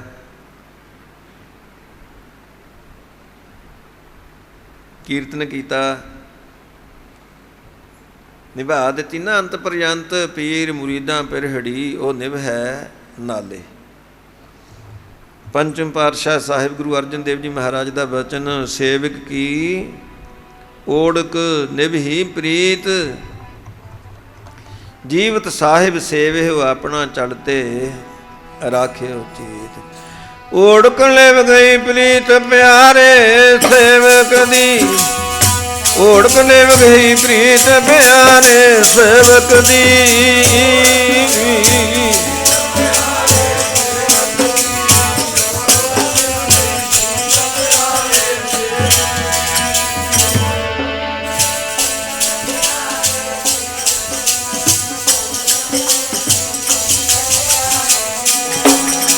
ਹਾਏ ਓੜਕ ਲਿਵ ਗਈ ਪ੍ਰੀਤ ਪਿਆਰੇ ਸੇਵਕ, ਓੜਕ ਲਿਵ ਗਈ ਪ੍ਰੀਤ ਪਿਆਰੇ ਸੇਵਕ ਦੀ।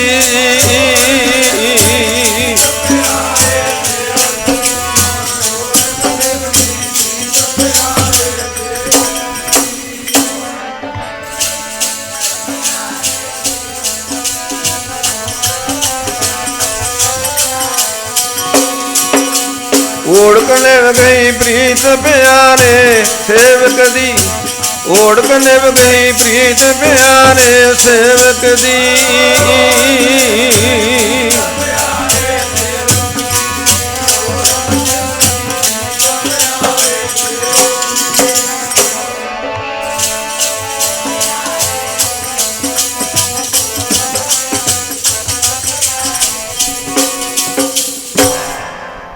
ਨਿਭਾ ਦਿੱਤੀ ਜ਼ਿੰਦਗੀ ਦੀ ਆਖਰੀ ਸਵਾਸਾਂ ਤੱਕ। ਹਾਲਾਂਕਿ ਜ਼ਿੰਦਗੀ ਦੇ ਆਖਰੀ ਸਾਲਾਂ ਵਿੱਚ ਉਹਨਾਂ ਦੀ ਸਿਹਤ ਕੋਈ ਬਹੁਤ ਅੱਛੀ ਵੀ ਨਹੀਂ ਸੀ। ਉਹ ਡਾਕਟਰ ਪ੍ਰੀਤਮ ਸਿੰਘ ਜੀ ਉਹਨਾਂ ਦੇ ਪੁਰਾਣੇ ਜਾਣਕਾਰ ਡਾਕਟਰ ਸਨ। ਇੱਥੇ ਵੀ ਜਦੋਂ ਪਹਿਲਾਂ ਡਾਕਟਰ ਸਾਹਿਬ ਇੱਥੇ ਚੰਡੀਗੜ੍ਹ ਵੀ ਰਹੇ, ਦਿੱਲੀ ਵੀ ਰਹੇ, ਗੋਲਫ ਲਿੰਕ ਅੱਜ ਵੀ ਉਹਨਾਂ ਦਾ ਉੱਥੇ ਮਕਾਨ, ਉਹਨਾਂ ਦੀ ਕੋਠੀ ਹੈ। ਔਰ ਜਦੋਂ ਸੰਤ ਜੀ ਮਹਾਰਾਜ ਇੰਗਲੈਂਡ ਗਏ, ਉਹਨਾਂ ਦਿਨਾਂ ਵਿੱਚ ਡਾਕਟਰ ਸਾਹਿਬ ਇੰਗਲੈਂਡ ਸਨ। ਉਹ ਸੰਤ ਜੀ ਮਹਾਰਾਜ ਦੀ ਉਹਨਾਂ ਦਿਨਾਂ ਵਿੱਚ ਸ਼ੂਗਰ ਅਪ ਡਾਊਨ ਹੁੰਦੀ ਰਹਿੰਦੀ ਸੀ। ਡਾਕਟਰ ਸਾਹਿਬ ਜੀ ਨੇ ਆਪ ਦੱਸਿਆ, ਉਹ ਕਹਿਣ ਲੱਗੇ ਮੈਂ ਸੰਤ ਜੀ ਮਹਾਰਾਜ ਦੀ ਪਾਸ, ਉਹਨਾਂ ਦੇ ਪਾਸ ਬੇਨਤੀ ਕੀਤੀ ਕਿ ਮਹਾਰਾਜ ਤੁਸੀਂ ਤੇ ਹੁਣ ਸੰਗਤਾਂ ਨੂੰ ਵੈਸੇ ਹੀ ਦਰਸ਼ਨ ਦੇ ਦਿਆ ਕਰੋ, ਕਿਉਂਕਿ ਤੁਹਾਡੀ ਸਿਹਤ ਅਲਾਓ ਨਹੀਂ ਕਰਦੀ ਵੀ ਤੁਸੀਂ ਲੰਮਾ ਲੰਮਾ ਸਮਾਂ ਬੈਠ ਕੇ ਕੀਰਤਨ ਕਰੋ। ਬਸ ਬੈਠ ਕੇ ਕੁਰਸੀ ਉੱਪਰ ਸੰਗਤਾਂ ਨੂੰ ਦਰਸ਼ਨ ਦੇ ਦਿਆ ਕਰੋ, ਤੁਹਾਡੇ ਤੇ ਦਰਸ਼ਨ ਵੀ ਦੁਰਲੱਭ ਨੇ। ਪਰ ਸੰਤ ਮਹਾਰਾਜ ਕਹਿਣ ਲੱਗੇ ਡਾਕਟਰ ਸਾਹਿਬ ਭਲਾ ਇਉਂ ਦੱਸੋ, ਜੇ ਤੁਹਾਨੂੰ ਭੋਜਨ ਨਾ ਮਿਲੇ ਫਿਰ ਕੀ ਹੋਵੇਗਾ?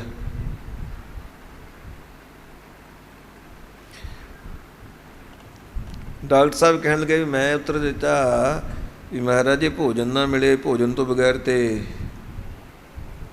ਜੀਵਨ ਹੀ ਨਹੀਂ। ਭੋਜਨ ਤੋਂ ਬਗੈਰ ਇਨਸਾਨ ਜ਼ਿੰਦਾ ਕਿਵੇਂ ਰਹਿ ਸਕਦਾ ਹੈ? ਸੰਤ ਮਹਾਰਾਜ ਵੀ ਕਹਿਣ ਲੱਗੇ ਵੀ ਡਾਕਟਰ ਸਾਹਿਬ ਕੀਰਤਨ ਸਾਡਾ ਭੋਜਨ ਹੈ, ਸਾਡੀ ਰੂਹ ਦੀ ਖੁਰਾਕ ਹੈ। ਇਹ ਖੁਰਾਕ ਤੇ ਅਸੀਂ ਜ਼ਿੰਦਗੀ ਦੀ ਆਖਰੀ ਸਵਾਸਾਂ ਤੱਕ ਛਕਦੇ ਹੀ ਰਹਿਣਾ ਹੈ। ਇਹ ਕੀਰਤਨ ਤੇ ਸਾਡੇ ਨਾਲ ਹੀ ਜਾਏਗਾ। ਜੋ ਮਹਾਂਪੁਰਖਾਂ ਨੇ ਸੇਵਾ ਲਾਈ ਹੈ, ਅਸੀਂ ਇਸ ਸੇਵਾ ਨੂੰ ਅੰਤ ਪਰਯੰਤ ਨਿਭਾਉਣਾ ਹੈ। ਹਾਂ ਖੈਰ ਸਾਰ ਸੰਗਤ ਧਿਆਨ ਦਿਓ। ਸੰਤ ਮਹਾਰਾਜ ਕਹਿਣ ਲੱਗੇ ਉਹਨਾਂ ਮਹਾਂਪੁਰਖਾਂ ਨੂੰ, ਬਾਬਾ ਆਨੰਦ ਸਿੰਘ ਜੀ ਦੁਸਹਿਰੇ ਬਾਗ ਵਾਲੇ,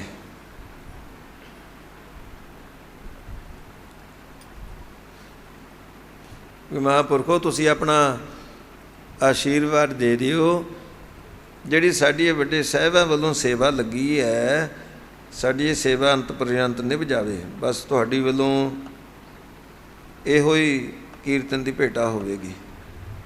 ਪਰ ਉਹ ਮਹਾਂਪੁਰਖ ਕਹਿਣ ਲੱਗੇ ਵੀ ਇਹ ਤਾਂ ਉਹਨਾਂ ਮਹਾਂਪੁਰਖਾਂ ਨੇ ਜਿਨ੍ਹਾਂ ਨੇ ਵਚਨ ਕੀਤਾ ਉਹਨਾਂ ਨੇ ਨਿਭਾ ਹੀ ਦੇਣੀ ਹੈ,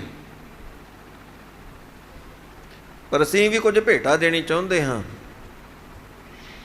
ਮਹਾਰਾਜ ਦੱਸੋ, ਦੇਖੋ ਸਾਧ ਸੰਗਤ ਜਿਨ੍ਹਾਂ ਨੂੰ ਕਦਰ ਹੈ, ਕੀ ਭੇਟਾ ਦਿੱਤੀ ਉਹਨਾਂ ਮਹਾਂਪੁਰਖਾਂ ਨੇ? ਕਹਿਣ ਲੱਗੇ ਵੀ ਇਸ ਫਕੀਰ ਨੇ ਅੱਜ ਤੱਕ ਜਿਤਨੀ ਵੀ ਸਾਧਨਾ, ਜਿਤਨੀ ਵੀ ਬੰਦਗੀ ਕੀਤੀ ਹੈ ਨਾ, ਜਿਤਨੀ ਵੀ ਘਾਲਣਾ ਘਾਲੀ ਹੈ, ਉਹ ਸਾਰੀ ਦੀ ਸਾਰੀ ਅਸੀਂ ਤੈਨੂੰ ਤੇਰੇ ਕੀਰਤਨ ਦੀ ਭੇਟਾ ਵਜੋਂ ਦੇ ਰਹੇ ਹਾਂ। ਕੋ ਕੀਰਤਨ ਮਹਾਂਪੁਰਖਾਂ ਨੇ ਨਿਰਛਿਤ ਹੋ ਕੇ, ਨਿਸ਼ਕਾਮ ਹੋ ਕੇ ਕੀਤਾ। ਕਰਮ ਧਰਮ ਪਾਖੰਡ ਜੋ ਦੀਸੈ, ਤਿਨ ਜਮ ਜਾਗਾਤੀ ਲੂਟੈ। ਜਿਹੜੇ ਸਾਧਨ ਦਿਖਾਵੇ ਵਾਸਤੇ ਕੀਤੇ ਜਾਂਦੇ ਨੇ ਨਾ, ਜਿਸ ਤਰ੍ਹਾਂ ਮਹਾਂਪੁਰਖ ਪਹਿਲਾਂ ਤੁਹਾਨੂੰ ਸਰਵਣ ਕਰਵਾ ਰਹੇ ਸੀ, ਸੰਤ ਬਾਬਾ ਹਰੀ ਸਿੰਘ ਜੀ ਰੰਧਾਵੇ ਵਾਲੇ। ਇੱਕ ਅੰਤਰੰਗ ਸਾਧਨ ਹੁੰਦੇ ਨੇ, ਇੱਕ ਬਹਿਰੰਗ ਸਾਧਨ ਹੁੰਦੇ ਨੇ। ਜਿਹੜੇ ਬਹਿਰੰਗ ਸਾਧਨ, ਉਹਨਾਂ ਨੂੰ ਸੰਸਾਰ ਦੇਖਦਾ ਹੈ, ਔਰ ਜਿਹੜੇ ਅੰਤਰੰਗ ਸਾਧਨ ਨੇ, ਉਹਨਾਂ ਨੂੰ ਸੰਸਾਰ ਨਹੀਂ ਦੇਖ ਸਕਦਾ। ਜਿਹੜੇ ਸਿਰਫ ਦਿਖਾਵੇ ਮਾਤਰ ਵਾਸਤੇ,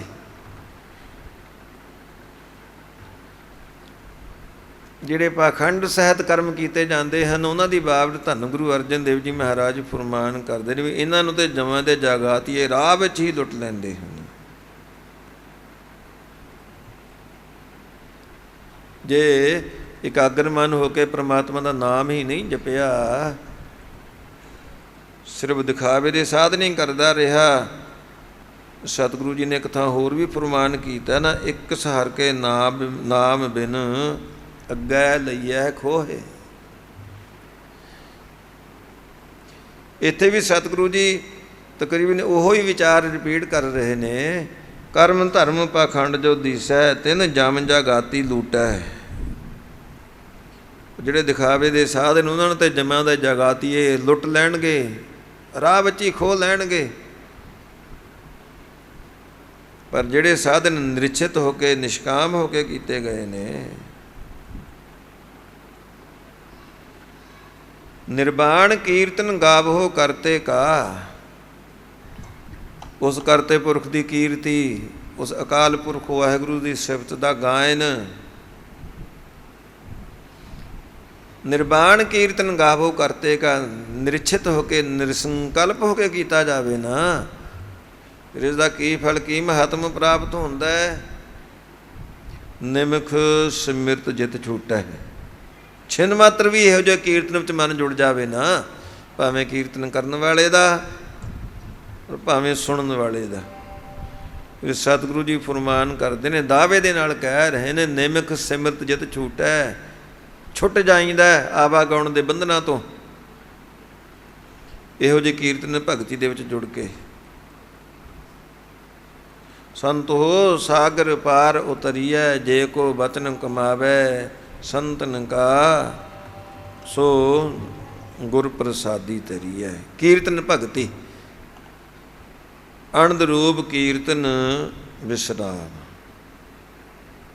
ਫਿਰ ਸਾਰ ਸੰਗ ਤੋਂ ਪਰਮੇਸ਼ਰ ਦੇ ਪਿਆਰੇ, ਕੋਟ ਕੋਟ ਅਗ ਕਾਟਣ ਹਾਰਾ, ਦੁੱਖ ਦੂਰ ਕਰਨ ਜੀ ਕੇ ਦਾਤਾਰਾ। ਕਰੋੜਾਂ ਹੀ ਪਾਪਾਂ ਨੂੰ ਉਹ ਮੇਟਣ ਵਾਸਤੇ ਸਮਰੱਥ ਹੋਇਆ ਕਰਦੇ ਨੇ। ਉਹਨਾਂ ਦੇ ਪਾਸ ਪਾਪਾਂ ਨੂੰ ਮਿਟਣ ਵਾਲੀ ਕਿਹੜੀ ਤਾਕਤ ਹੁੰਦੀ ਹੈ? ਉਹ ਸਾਰ ਸੰਗਤ ਤਾਕਤ ਜਿਹਦਾ ਪਹਿਲਾਂ ਜ਼ਿਕਰ ਕੀਤਾ ਸਾਹਿਬ ਗੁਰੂ ਅਰਜਨ ਦੇਵ ਜੀ ਮਹਾਰਾਜ ਨੇ, ਵਰਤਣ ਜਾ ਕੇ ਕੇਵਲ ਨਾਮ। ਉਹ ਨਾਮ ਦੇ ਆਸਰੇ, ਨਾਮ ਦੀ ਬਰਕਤ ਦੁਆਰਾ ਜੀਵਾਂ ਦਾ ਪਾਪ ਕਰਮਾਂ ਤੋਂ ਛੁਟਕਾਰਾ ਕਰਵਾਉਂਦੇ ਹਨ। ਕਿਉਂਕਿ ਨਾਮ ਦਾ ਹੀ ਪ੍ਰਤਾਪ ਐਸਾ ਹੈ ਜੋ ਆਪਨੇ ਸਰਵਣ ਕੀਤਾ ਹੈ। ਘੋਰ ਦੁਖਿਅੰ ਅਨਕ ਹਤਿਅੰ ਜਨਮ ਦਾਰਿਦਰ ਮਹਾ ਵਿਖਿਆਦੰ, ਮਿਟੰਤ ਸਗਲ ਸਿਮਰੰਤ ਹਰ ਨਾਮ ਨਾਨਕ, ਜੈਸੇ ਪਾਵਕ ਕਾਸ਼ਟ ਭਸਮ ਕ੍ਰੋਧ। ਜਿਸ ਤਰ੍ਹਾਂ ਕਿਸੇ ਥਾਂ ਕਰੋੜਾਂ ਮਣ ਲੱਕੜਾਂ ਪਈਆਂ ਹੋਣ,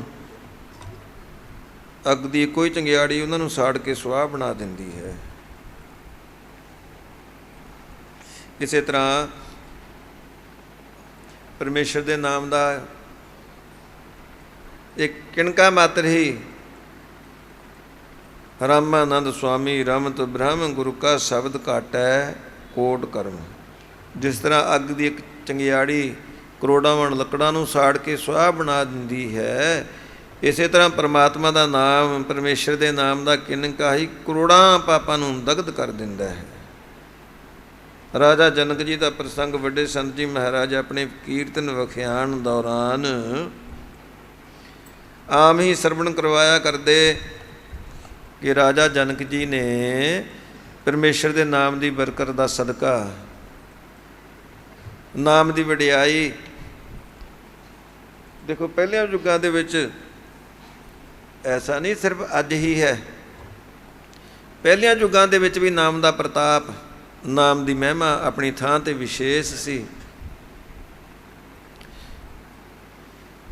ਹਾਂ, ਤ੍ਰੇਤੇ ਯੁੱਗ ਦਾ ਪ੍ਰਸੰਗ, ਭਗਤ ਵੱਡਾ ਰਾਜਾ ਜਨਕ ਹੈ, ਗੁਰਮੁਖ ਮਾਇਆ ਵਿੱਚ ਉਦਾਸੀ, ਦੇਵ ਲੋਕ ਨੂੰ ਚੱਲਿਆ ਗਣ, ਗੰਧਰਵ ਸਭਾ ਸੁਖਵਾਸੀ, ਜਮਪੁਰ ਗਿਆ ਪੁਕਾਰ ਸੁਣ, ਬਿਲ ਲਾਵਣ ਜੀ ਨਰਕ ਨਿਵਾਸੀ।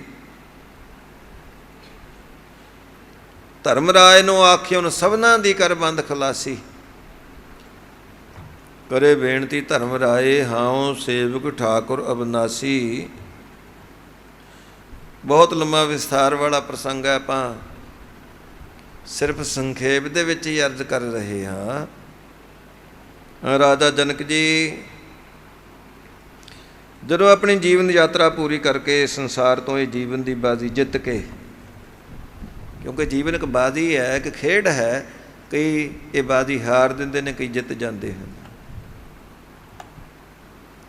ਜਿੱਤ ਦੇ ਕੌਣ ਨੇ ਔਰ ਹਾਰ ਦੇ ਕੌਣ ਨੇ? ਇਹ ਪ੍ਰਸ਼ਨ ਬਹੁਤ ਵੱਡਾ ਹੈ। ਪਰ ਧੰਨ ਗੁਰੂ ਨਾਨਕ ਦੇਵ ਜੀ ਮਹਾਰਾਜ ਦੇਖੋ ਇੱਕੋ ਹੀ ਪੰਕਤੀ ਦੇ ਵਿੱਚ ਉਹਨਾਂ ਨੇ ਨਿਰਣਾ ਕਰ ਦਿੱਤਾ ਹੈ ਕਿ ਜੀਵਨ ਦੀ ਬਾਜ਼ੀ ਜਿੱਤ ਕੇ ਕੌਣ ਜਾਂਦੇ ਨੇ ਔਰ ਹਾਰ ਕੇ ਕੌਣ ਜਾਂਦੇ ਨੇ। ਤੇਰਾ ਨਾਏ ਰਤੇ ਸੇਜਣ ਗਏ, ਹਾਰ ਗਏ ਸੇ ਠੱਗਣ ਵਾਲਿਆ। ਠੱਗੀਆਂ ਮਾਰਨ ਵਾਲੇ ਉਹ ਜੀਵਨ ਦੀ ਬਾਜ਼ੀ ਹਾਰ ਦਿੰਦੇ ਨੇ, ਪਰਮਾਤਮਾ ਦਾ ਨਾਮ ਜਪਣ ਵਾਲੇ ਉਹ ਜੀਵਨ ਦੀ ਬਾਜ਼ੀ ਜਿੱਤ ਜਾਂਦੇ ਹਨ। ਇਹਦੇ ਨਾਲੋਂ ਸੌਖਾ, ਇਹਦੇ ਨਾਲੋਂ ਸਰਲ ਔਰ ਸਪਸ਼ਟ ਹੋਰ ਕੀ ਉੱਤਰ ਹੋ ਸਕਦਾ ਹੈ? ਜਿਨੀ ਨਾਮ ਧਿਆਇਆ, ਗਏ ਮਸਕਤ ਘਾਲ, ਨਾਨਕ ਤੇ ਮੁਖ ਉਜਲੇ, ਕੀਤੀ ਛੁੱਟੀ ਨਾਲ। ਆ ਜੀਵਨ ਇੱਕ ਖੇਡ ਹੈ, ਆਪਾਂ ਸਾਰੇ ਸੰਸਾਰ 'ਤੇ ਜੀਵਨ ਦੀ ਖੇਡ ਖੇਡਣ ਵਾਸਤੇ ਹੀ ਆਏ ਹਾਂ। ਪਰਮਾਤਮਾ ਨੇ, ਅਕਾਲ ਪੁਰਖ ਵਾਹਿਗੁਰੂ ਨੇ ਆਪਾਂ ਨੂੰ ਇਹ ਸੰਸਾਰਕ ਪਲੇਟਫਾਰਮ ਬਣਾ ਕੇ ਦਿੱਤਾ ਹੈ। ਪਵਨ ਗੁਰੂ, ਪਾਣੀ ਪਿਤਾ, ਮਾਤਾ ਧਰਤ ਮਹੱਤ, ਖੇਡਣਾ ਬੱਚਿਆਂ ਦਾ ਕੰਮ ਹੁੰਦਾ ਹੈ। ਆਪਾਂ ਵੀ ਉਸ ਪਰਮਾਤਮਾ ਦੇ, ਅਕਾਲ ਪੁਰਖ ਵਾਹਿਗੁਰੂ ਦੇ, ਤੂੰ ਮਾਤ ਪਿਤਾ ਹਮ ਬਾਰਕ ਤੇਰੇ, ਬੱਚੇ ਹੀ ਆ ਨਾ। ਔਰ ਬੱਚਿਆਂ ਨੂੰ ਹਮੇਸ਼ਾ ਕਿਸੇ ਸੁਪਰਵਿਜ਼ਨ ਦੀ ਜ਼ਰੂਰਤ ਪੈਂਦੀ ਹੈ। ਅਕਾਲ ਪੁਰਖ ਵਾਹਿਗੁਰੂ ਨੇ ਵੀ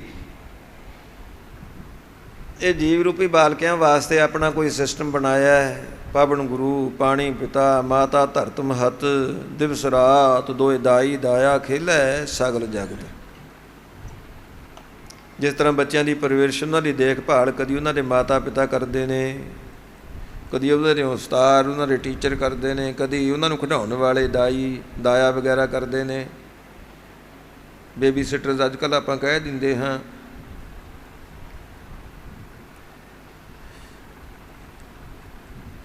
ਇਹ ਜੀਵ ਰੂਪੀ ਬਾਲਕੇ ਦੀ ਦੇਖਭਾਲ ਵਾਸਤੇ ਜਾਂ ਜੋ ਕੁਝ ਕਰਦਾ ਹੈ, ਇਸ ਨੂੰ ਮੋਨੀਟਰ ਕਰਨ ਵਾਸਤੇ ਪਰਮਾਤਮਾ ਨੇ, ਅਕਾਲ ਪੁਰਖ ਵਾਹਿਗੁਰੂ ਨੇ ਆਪਣਾ ਕੋਈ ਸਿਸਟਮ ਬਣਾਇਆ ਹੋਇਆ ਹੈ।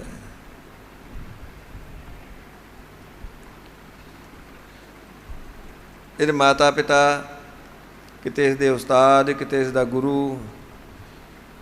ਅਤੇ ਪਾਉਣ ਨੂੰ ਸਾਹਿਬ ਗੁਰੂ ਨਾਨਕ ਦੇਵ ਜੀ ਮਹਾਰਾਜ ਨੇ ਸਭ ਤੋਂ ਪਹਿਲਾਂ ਪਾਉਣ ਦਾ ਜ਼ਿਕਰ ਆਉਂਦਾ ਹੈ। ਪਰਮਾਤਮਾ ਨੇ, ਅਕਾਲ ਪੁਰਖ ਵਾਹਿਗੁਰੂ ਨੇ ਜਦੋਂ ਇਹ ਸ੍ਰਿਸ਼ਟੀ ਸਾਜੀ ਨਾ, ਇਹ ਕਦੋਂ ਸਾਜੀ, ਕਿਵੇਂ ਬਣੀ, ਕਿਹੜਾ ਇਹਦਾ ਫਾਰਮੂਲਾ ਹੈ, ਆਪਾਂ ਨੂੰ ਪੜ੍ਹਨ ਵਾਸਤੇ ਬਹੁਤ ਕੁਝ ਪ੍ਰਾਪਤ ਹੋ ਸਕਦਾ ਹੈ। ਪਰ ਇਹ ਸਾਰੇ ਅਟਕਲ ਪਚੂ ਨੇ। ਜਿਹੜੀ ਥਿਊਰੀ ਅੱਜ ਆਪਾਂ ਪੜ੍ਹਦੇ ਹਾਂ, ਹੋ ਸਕਦਾ ਕੱਲ੍ਹ ਨੂੰ ਕੋਈ ਕਹਿ ਦੇਵੇ ਵੀ ਇਹ ਤਾਂ ਸਾਰੀ ਗਲਤ ਹੀ ਸੀ। ਅੱਜ ਸਾਇੰਸਦਾਨਾਂ ਨੇ ਪੁਰਾਣੀਆਂ ਥਿਊਰੀਆਂ ਬਹੁਤ ਸਾਰੀਆਂ ਗਲਤ ਸਿੱਧ ਕਰ ਦਿੱਤੀਆਂ ਨੇ। ਹੋ ਸਕਦਾ ਹੈ ਕੱਲ੍ਹ ਨੂੰ ਜਿਹੜੀ ਥਿਊਰੀ ਉਹ ਅੱਜ ਦਿੰਦੇ ਨੇ ਇਹਨਾਂ ਨੂੰ ਕੋਈ ਗਲਤ ਸਿੱਧ ਕਰ ਦੇਵੇ। ਇਸ ਕਰਕੇ ਸਾਹਿਬ ਗੁਰੂ ਕਲਗੀਧਰ ਪਾਤਸ਼ਾਹ ਨੇ ਤੇ ਇਹ ਗਿਣਤੀਆਂ ਮਿਣਤੀਆਂ ਖਤਮ ਹੀ ਕਰ ਦਿੱਤੀਆਂ। ਤੁਮਰਾ ਲਖਾ ਨਾ ਜਾਏ ਪਸਾਰਾ, ਕਹੇ ਵਿਦ ਸਜਾ ਪ੍ਰਥਮ ਸੰਸਾਰਾ।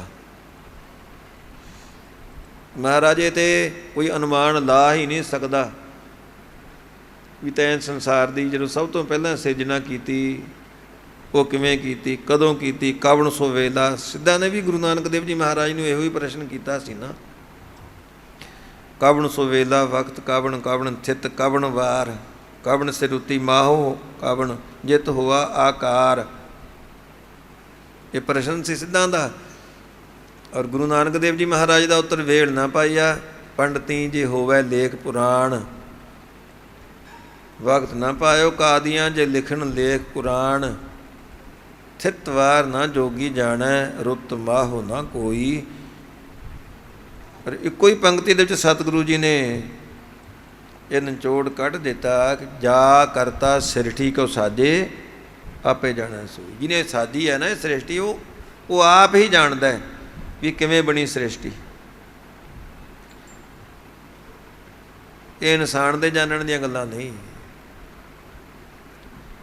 ਹਾਂ, ਪਰਮਾਤਮਾ ਨੇ ਕਿਵੇਂ ਸ੍ਰਿਸ਼ਟੀ ਬਣਾਈ, ਕਦੋਂ ਬਣਾਈ, ਸਭ ਤੋਂ ਪਹਿਲਾਂ ਕੀ ਬਣਿਆ, ਉਹ ਸਾਰ ਸੰਗ ਜਾਂ ਤਾਂ ਪਰਮਾਤਮਾ ਜਾਣਦਾ ਜਾਂ ਫਿਰ ਗੁਰੂ ਜ਼ਰੂਰ ਜਾਣਦਾ। ਕਿਉਂਕਿ ਕਰਤੇ ਕੀ ਮਿਤ ਕਰਤਾ ਜਾਣੈ, ਕਹਿ ਜਾਣੈ ਗੁਰਸੂਰਾ।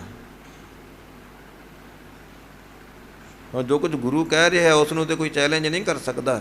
ਸਤਿਗੁਰੂ ਜੀ ਫਰਮਾਨ ਕਰਦੇ ਨੇ, ਸਾਚੇ ਤੇ ਪਵਨਾ ਭਇਆ। ਪਹਿਲਾਂ ਪਰਮਾਤਮਾ ਨੇ ਪਵਨ ਪੈਦਾ ਕੀਤੀ, ਪਵਨ ਤੇ ਜਲ ਹੋਏ, ਪਵਨ ਤੋਂ ਫਿਰ ਪਾਣੀ ਬਣਿਆ, ਜਲ ਤੇ ਤ੍ਰਿਭਵਨ ਸਾਜਿਆ। ਕਿਉਂਕਿ ਪਾਣੀ ਤੋਂ ਸ੍ਰਿਸ਼ਟੀ ਦੀ ਉਤਪਤੀ ਸ਼ੁਰੂ ਹੋਈ। ਪਹਿਲਾਂ ਪਾਣੀ ਜੀਓ ਹੈ ਜਿਤ ਹਰਿਆ ਸਭ ਕੋਏ। ਹਾਂ, ਜਲ ਤੇ ਤ੍ਰਿਭਵਨ ਸਾਜਿਆ, ਘਟ ਘਟ ਜੋਤ ਸਮੋਏ। ਇਸ ਕਰਕੇ ਪਵਨ ਜਿਹੜੀ ਸਭ ਤੋਂ ਪਹਿਲਾਂ ਸਾਜੇਗੀ ਉਸ ਨੂੰ ਸਾਹਿਬ ਗੁਰੂ ਨਾਨਕ ਦੇਵ ਜੀ ਮਹਾਰਾਜ ਨੇ ਗੁਰੂ ਕਿਹਾ। ਪਵਨ ਗੁਰੂ। ਦੇਖੋ, ਇਨਸਾਨ ਭੋਜਨ ਤੋਂ ਬਗੈਰ ਮਹੀਨਿਆਂ ਬੱਧੀ ਜ਼ਿੰਦਾ ਰਹਿ ਸਕਦਾ ਹੈ। ਕਈ ਮਰਨ ਵਰਤ ਰੱਖ ਲੈਂਦੇ ਨੇ, ਕਈ ਮਹੀਨੇ ਜ਼ਿੰਦਾ ਰਹਿ ਜਾਂਦੇ ਹਨ। ਆ ਪਿੱਛੇ ਜੇ ਇੱਕ ਆਰਟੀਕਲ ਪੜ੍ਹਿਆ ਮੈਂ, ਕਈ ਸਾਲਾਂ ਦੀ ਗੱਲ ਹੈ, ਇੱਧਰ ਆਪਣੇ ਨਾਰਥ ਈਸਟ ਦੇ ਜਿਹੜੀਆਂ ਸਟੇਟਾਂ ਨੇ ਉੱਥੋਂ ਦੀ ਕੋਈ ਲੜਕੀ, ਉਹਨੇ ਪਤਾ ਨਹੀਂ ਕਿੰਨੇ ਸਾਲ ਵੀ ਭੋਜਨ ਹੀ ਨਹੀਂ ਖਾਧਾ। ਉਹ ਡਰਿਪ ਦੇ ਨਾਲ ਹੀ ਉਸ ਦਾ ਗੁਜ਼ਾਰਾ ਹੁੰਦਾ ਰਿਹਾ। ਬਹੁਤ ਸਾਰੇ ਮਰਨ ਵਰਤ ਰੱਖ ਦਿੰਦੇ ਨੇ, ਕਈ ਮਹੀਨੇ ਉਹ ਕੁਝ ਖਾਣ ਪੀਣ ਤੋਂ ਬਗੈਰ ਜ਼ਿੰਦਾ ਰਹਿ ਜਾਂਦੇ ਨੇ, ਭੋਜਨ ਤੋਂ ਬਗੈਰ। ਜੀਵਨ ਕਾਫੀ ਲੰਮਾ ਸਮਾਂ ਰੱਖਿਆ ਜਾ ਸਕਦਾ ਹੈ। ਫਿਰ ਕਿ ਪਾਣੀ ਹੈ, ਪਾਣੀ ਤੋਂ ਬਗੈਰ ਜੀਵਨ ਬਹੁਤਾ ਲੰਮਾ ਸਮਾਂ ਜ਼ਿੰਦਾ ਨਹੀਂ ਰਹਿ ਸਕਦਾ।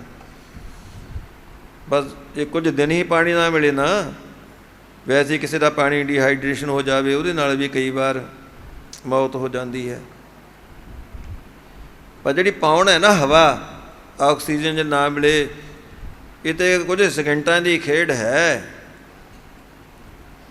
ਜੇ ਦਿਮਾਗ ਨੂੰ ਆਕਸੀਜਨ ਨਾ ਮਿਲੇ, ਬਸ ਉਸੇ ਵੇਲੇ ਜੀਵਨ ਦੀ ਖੇਡ ਖਤਮ ਹੋ ਜਾਂਦੀ ਹੈ। ਜੀਵਨ ਦਾ ਸਭ ਤੋਂ ਜਿਹੜਾ ਨੇੜੇ ਦਾ ਆਧਾਰ ਉਹ ਪੌਣ ਹੀ ਹੈ। ਪੌਣ ਨੂੰ ਸਤਿਗੁਰੂ ਜੀ ਕਹਿ ਰਹੇ ਨੇ ਪੌਣ ਗੁਰੂ। ਪਾਣੀ ਜਿਹਦੀ ਬਾਬਤ ਆਪਾਂ ਵਿਚਾਰ ਕੀਤੀ ਹੈ, ਪਹਿਲਾ ਪਾਣੀ ਜੀਓ ਹੈ ਜਿਤ ਹਰਿਆ ਸਭ ਕੋਏ।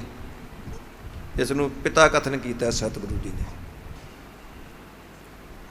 ਔਰ ਧਰਤੀ ਜਿਹੜੀ ਸਾਰੀ ਜੀਵਾਂ ਦੀ ਪਾਲਣਾ ਕਰਦੀ ਹੈ, ਅੰਨ ਪੈਦਾ ਕਰਕੇ ਸਭਨਾਂ ਨੂੰ ਭੋਜਨ ਦਿੰਦੀ ਹੈ, ਧਰਤੀ ਨੂੰ ਸਤਿਗੁਰੂ ਜੀ ਨੇ ਮਾਤਾ ਕਿਹਾ ਹੈ। ਉਹ ਸਾਰ ਸੰਗਤ ਪੜ੍ਹਦੇ ਤੇ ਆਪਾਂ ਹਾਂ ਕਦੀ ਪੌਣ ਨੂੰ ਗੁਰੂ ਕਹਿੰਦੇ ਹਾਂ, ਪਾਣੀ ਨੂੰ ਪਿਤਾ ਕਹਿੰਦੇ ਹਾਂ। ਪਰ ਅੱਜ ਅਫਸੋਸ ਦੀ ਗੱਲ ਹੈ, ਜਿਸ ਨੂੰ ਸਾਹਿਬ ਗੁਰੂ ਨਾਨਕ ਦੇਵ ਜੀ ਮਹਾਰਾਜ ਨੇ ਗੁਰੂ ਕਥਨ ਕੀਤਾ ਹੈ, ਉਹਨੂੰ ਅਸੀਂ ਪ੍ਰਦੂਸ਼ਿਤ ਕਰ ਦਿੱਤਾ ਹੈ। ਜਿਸ ਪਾਣੀ ਨੂੰ ਪਿਤਾ ਕਥਨ ਕੀਤਾ ਗਿਆ, ਉਹ ਪਾਣੀ ਅਸੀਂ ਪ੍ਰਦੂਸ਼ਿਤ ਕਰ ਦਿੱਤਾ ਹੈ। ਉਹ ਧਰਤੀ ਜਿਸ ਨੂੰ ਸਾਹਿਬ ਗੁਰੂ ਨਾਨਕ ਦੇਵ ਜੀ ਮਹਾਰਾਜ ਨੇ ਮਾਤਾ ਕਥਨ ਕੀਤਾ ਹੈ, ਉਹਨੂੰ ਅਸੀਂ ਜ਼ਹਿਰ ਦੇ ਨਾਲ ਭਰ ਦਿੱਤਾ ਹੈ।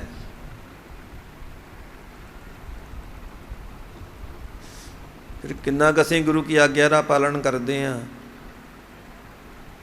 ਅਸੀਂ ਕਿੰਨੀ ਕੁ ਥਾਂ ਦਿੱਤੀ ਆ ਗੁਰਬਾਣੀ ਨੂੰ ਆਪਣੇ ਹਿਰਦੇ ਦੇ ਅੰਦਰ। ਉਹ ਸਿਰਫ ਕਹਿਣ ਮਾਤਰ ਦੇ ਨਾਲ ਹੀ ਆਪਾਂ ਗੁਰੂ ਕੀ ਖੁਸ਼ੀ ਨਹੀਂ ਲੈ ਸਕਦੇ। ਇਹ ਤਾਂ ਸੱਚਮੁੱਚ ਹੀ ਇਹਨਾਂ ਨੂੰ ਪ੍ਰਦੂਸ਼ਿਤ ਹੋਣ ਤੋਂ ਬਚਾਉਣ ਵਾਸਤੇ ਕੋਈ ਯਤਨ ਕਰਨਾ ਪਏਗਾ। ਨਹੀਂ ਤਾਂ ਫਿਰ ਦੇਖ ਲਓ ਇਹ ਜਿਹੜੀਆਂ ਬਿਮਾਰੀਆਂ ਆਉਂਦੀਆਂ ਨੇ ਨਾ ਰੋਜ਼ ਨਿਤ ਨਵੀਆਂ, ਇਹ ਸਾਡੇ ਵਾਸਤੇ ਪਰਮਾਤਮਾ ਦੇ ਭੇਜੇ ਹੋਏ ਰਿਮਾਈਂਡਰਸ ਹੀ ਨੇ। ਪਰਮਾਤਮਾ ਦੱਸ ਰਿਹਾ ਵੀ ਜੇ ਤੁਸੀਂ ਮੇਰੀ ਕੁਦਰਤ ਦੇ ਨਾਲ ਖਿਲਵਾੜ ਕੀਤਾ, ਮੇਰੇ ਵਾਸਤੇ ਤੱਕ ਚੁਟਕੀ ਦੀ ਗੱਲ ਹੈ। ਆ ਛੋਟਾ ਜਿਹਾ ਵਾਇਰਸ ਸਾਰੀ ਦੁਨੀਆ ਤੋਂ ਕਾਬੂ ਨਹੀਂ ਆ ਰਿਹਾ। ਨਾ ਐਟਮ ਬੰਬ ਇੱਥੇ ਕੰਮ ਕਰਦੇ ਨੇ, ਨਾ ਫਾਈਟਰ ਕੰਮ ਕਰਦੇ ਨੇ, ਨਾ ਇੱਥੇ ਤੋਪਾਂ ਕੰਮ ਕਰਦੀਆਂ ਨੇ, ਨਾ ਹੋਰ ਹਥਿਆਰ ਕੰਮ ਕਰਦੇ ਨੇ। ਹੁਣ ਦੱਸੋ ਪਰਮਾਤਮਾ ਅਕਾਲ ਪੁਰਖ ਵਾਹਿਗੁਰੂ, ਉਹਦਾ ਮੁਕਾਬਲਾ ਕੌਣ ਕਰੇਗਾ? ਇਹ ਤਾਂ ਪਰਮਾਤਮਾ ਸਾਨੂੰ ਰਿਮਾਈਂਡਰ ਭੇਜ ਰਿਹਾ ਵੀ ਸਾਵਧਾਨ ਹੋ ਜਾਓ। ਨਹੀਂ ਮੈਂ ਤਾਂ ਇੱਕ ਸੰਕਲਪ ਹੀ ਕਰਨਾ ਹੈ, ਸਾਰੀ ਸ੍ਰਿਸ਼ਟੀ ਨੂੰ ਆਪਣੇ ਅਭਾਵ ਦੇ ਸੰਦੂਕ ਵਿੱਚ ਬੰਦ ਕਰ ਲੈਣਾ ਹੈ। ਹਾਂ ਧਿਆਨ ਦਿਓ, ਜੀਵਨ ਦੀ ਖੇਡ ਖੇਡ ਰਹੇ ਨੇ ਜੀਵ। ਇਹ ਜੀਵ ਰੂਪੀ ਬਾਲਕਾ ਕੌਣ? ਇਸ ਦੀਆਂ ਹਰਕਤਾਂ ਨੂੰ ਮੋਨੀਟਰ ਕਰ ਰਿਹਾ ਹੈ ਪਵਨ ਗੁਰੂ, ਪਾਣੀ ਪਿਤਾ, ਮਾਤਾ ਧਰਤ ਮਹੱਤ। ਇਹ ਸਾਰ ਸੰਗਤ ਦੇ ਜੀਵ ਦੇ ਇੱਕ ਕਿਸਮ ਦੇ ਸਾਖੀ ਵੀ ਨੇ। ਸਾਹਿਬ ਗੁਰੂ ਕਲਗੀਧਰ ਪਾਤਸ਼ਾਹ ਨੇ ਫੁਰਮਾਨ ਕੀਤਾ ਹੈ ਨਾ, ਤਬ ਪ੍ਰਭ ਸਾਖੀ ਅਸ਼ਟ ਉਪਾਏ। 8 ਸਾਖੀ ਮੰਨੇ ਨੇ ਵਿਦਵਾਨਾਂ ਨੇ, ਜਿਨ੍ਹਾਂ ਵਿੱਚੋਂ ਇੱਥੇ ਕੁਝ ਇੱਕ ਦਾ ਜ਼ਿਕਰ ਕਰ ਦਿੱਤਾ ਹੈ ਗੁਰੂ ਨਾਨਕ ਦੇਵ ਜੀ ਮਹਾਰਾਜ ਨੇ। ਸਾਰਿਆਂ ਦਾ ਜ਼ਿਕਰ ਨਹੀਂ ਆਇਆ। ਇਨਸਾਨ ਜਿਹੜਾ ਵੀ ਕਰਮ ਕਰਦਾ ਹੈ ਉਹ ਦਿਨੇ ਕਰਮ ਕਰੇਗਾ ਜਾਂ ਰਾਤ ਨੂੰ ਕਰਮ ਕਰੇਗਾ। ਇਹ ਦਿਨ ਅਤੇ ਰਾਤ, ਸੂਰਜ, ਚੰਦਰਮਾ, ਇਹ ਜੀਵ ਦੇ ਕਰਮਾਂ ਦੇ ਵਿਟਨੈਸ ਨੇ, ਸਾਖੀ ਨੇ। ਦਿਵਸ ਰਾਤ ਦੋਏ ਦਾਈ ਦਾਇਆ। ਇਨਸਾਨ ਕਿੱਥੇ ਕਰਮ ਕਰੇਗਾ? ਜ਼ਮੀਨ 'ਤੇ ਹੀ ਰਹਿੰਦਾ, ਜ਼ਮੀਨ 'ਤੇ ਹੀ ਕਰ ਸਕਦਾ ਹੈ ਨਾ। ਇਹ ਧਰਤੀ ਨੂੰ ਵੀ ਜੀਵ ਦੇ ਕਰਮਾਂ ਦਾ ਸਾਖੀ ਮੰਨਿਆ ਗਿਆ ਹੈ। ਜਿਹੜੇ ਤੱਤ ਨੇ ਇਹ ਵੀ ਜੀਵ ਦੇ ਕਰਮਾਂ ਦੇ ਸਾਖੀ ਨੇ। ਇਨਸਾਨ ਆਪਣਾ ਕਰਮ ਪਾਣੀ ਤੋਂ ਨਹੀਂ ਛੁਪਾ ਸਕਦਾ, ਹਵਾ ਤੋਂ ਨਹੀਂ ਛੁਪਾ ਸਕਦਾ, ਕਿਉਂਕਿ ਸਾਹ ਤਾਂ ਲੈਣਾ ਹੀ ਲੈਣਾ ਹੈ। ਭਾਵ ਇਨਸਾਨ ਜੋ ਵੀ ਕਰਮ ਕਰ ਰਿਹਾ ਹੈ, ਪਰਮਾਤਮਾ ਅਕਾਲ ਪੁਰਖ ਵਾਹਿਗੁਰੂ ਜਿਹੜੀਆਂ ਇਸ ਦੀਆਂ ਐਕਟੀਵਿਟੀਜ਼ ਨੇ ਨਾ, ਉਹਨਾਂ ਦਾ ਹਿਸਾਬ ਕਿਤਾਬ ਰੱਖਣ ਵਾਸਤੇ ਉਸਨੇ ਸਿਸਟਮ ਬਣਾਇਆ ਹੈ। ਸੰਸਾਰ ਦੇ ਸਾਰੇ ਜੀਵ ਆਪਣੇ ਜੀਵਨ ਦੀ ਖੇਡ ਖੇਡ ਰਹੇ ਨੇ ਇਸ ਧਰਤੀ ਦੇ ਪਲੇਟਫਾਰਮ 'ਤੇ। ਚੰਗਿਆਈਆਂ ਬੁਰਿਆਈਆਂ ਵਾਚੈ ਧਰਮ ਹਦੂਰ, ਕਰਮੀ ਆਪੋ ਆਪਣੀ ਕੇ ਨੇੜੇ ਕੇ ਦੂਰ। ਇਹ ਜੀਵਨ ਦੀ ਖੇਡ ਦੌਰਾਨ ਜਿਨ੍ਹਾਂ ਨੇ ਚੰਗਿਆਈਆਂ ਜਾਂ ਸ਼ੁਭ ਕਰਮ ਕੀਤੇ ਨੇ ਉਹ ਪਰਮਾਤਮਾ ਦੇ ਨਜ਼ਦੀਕ ਤਰ ਹੋ ਜਾਂਦੇ ਨੇ। ਜਿਨ੍ਹਾਂ ਨੇ ਬੁਰਾਈਆਂ ਅਸ਼ੁਭ ਕਰਮ ਕੀਤੇ ਨੇ ਉਹ ਵਿਛੜ ਜਾਂਦੇ ਨੇ, ਘੱਟ 84 ਲੱਖ ਜੀਆ ਜਿਉਣ ਦੇ ਚੱਕਰ ਵਿੱਚ ਪੈ ਜਾਂਦੇ ਹਨ। ਹਾਂ ਤਾਂ ਤੇ ਧਿਆਨ ਦਿਓ, ਜੀਵਨ ਦੀ ਬਾਜ਼ੀ ਹਾਰ ਜਾਂਦੇ ਨੇ ਸੰਸਾਰ ਤੋਂ। ਹਾਂ ਜਿਹੜੇ ਜਿੱਤ ਕੇ ਜਾਂਦੇ ਨੇ ਉਹਨਾਂ ਦੀ ਬਾਬਤ ਧੰਨ ਗੁਰੂ ਅਰਜਨ ਦੇਵ ਜੀ ਮਹਾਰਾਜ ਕਥਨ ਕਰਦੇ ਨੇ, ਨਾਮ ਧਿਆਨ ਸਾਜਨਾ ਜਨਮ ਪਦਾਰਥ ਜੀਤ। ਜਿਹੜੇ ਸੰਸਾਰ ਤੋਂ ਜੀਵਨ ਦੀ ਬਾਜ਼ੀ ਜਿੱਤ ਕੇ ਜਾਂਦੇ ਨੇ, ਪਹਿਲੀ ਗੱਲ ਤੇ ਉਹਨਾਂ ਦਾ ਧਰਮ ਰਾਜ ਦੇ ਪਾਸ ਜਾਣਾ ਹੁੰਦਾ ਹੀ ਨਹੀਂ। ਪਰ ਜੇ ਕੋਈ ਐਸਾ ਸਬਬ, ਕੋਈ ਐਸਾ ਕਾਰਨ ਬਣ ਵੀ ਜਾਵੇ ਨਾ, ਜਿਸ ਤਰ੍ਹਾਂ ਰਾਜਾ ਜਨਕ ਜੀ ਦੇ ਮਨ ਵਿੱਚ ਦਇਆ ਆ ਗਈ, ਨਾਰਕੀ ਜੀਵਾਂ ਦੀ ਪੁਕਾਰ ਸੁਣ ਕੇ ਪਹੁੰਚ ਗਏ ਧਰਮ ਰਾਜ ਦੇ ਪਾਸ, ਵੀ ਕਰਦੇ ਇਹਨਾਂ ਦੀ ਬੰਦ ਖਲਾਸੀ, ਛੱਡ ਦੇ ਇਹਨਾਂ ਨੂੰ। ਐਸਾ ਸਬਬ ਬਣ ਗਿਆ। ਫਿਰ ਧਰਮ ਰਾਜਾ ਕੀ ਕਹਿੰਦਾ? ਮਹਾਰਾਜ ਮੇਰੇ ਅਹੋ ਭਾਗ, ਆਪ ਨੇ ਬੜੀ ਕਿਰਪਾ ਕੀਤੀ, ਮੇਰਾ ਗ੍ਰਹਿ ਪਵਿੱਤਰ ਕਰ ਦਿੱਤਾ। ਨਾਨਕ ਧਰਮ ਐਸੇ ਚਵੈ ਕਿ ਤੋ ਭਵਨ ਪੁਨੀਤ, ਕਿ ਤੋ ਪਾਵਨ ਪੁਨੀਤ ਹਰੀ ਨਿਆ ਭਗਤਾਂ ਨੇ, ਕਿ ਤੋ ਪਾਵਨ ਪੁਨੀਤ ਹਰੀ ਨਿਆ ਭਗਤਾਂ ਨੇ।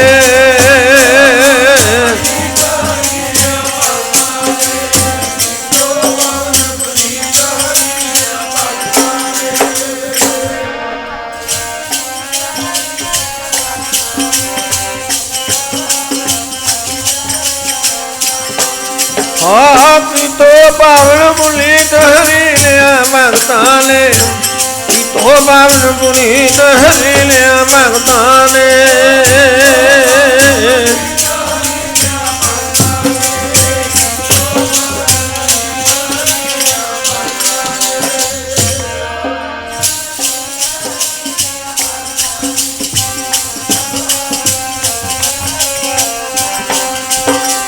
कीतो पावन पुनीत हरि लिया भगतां, कीतो पावन पुनीत हरि लिया भगतां ने।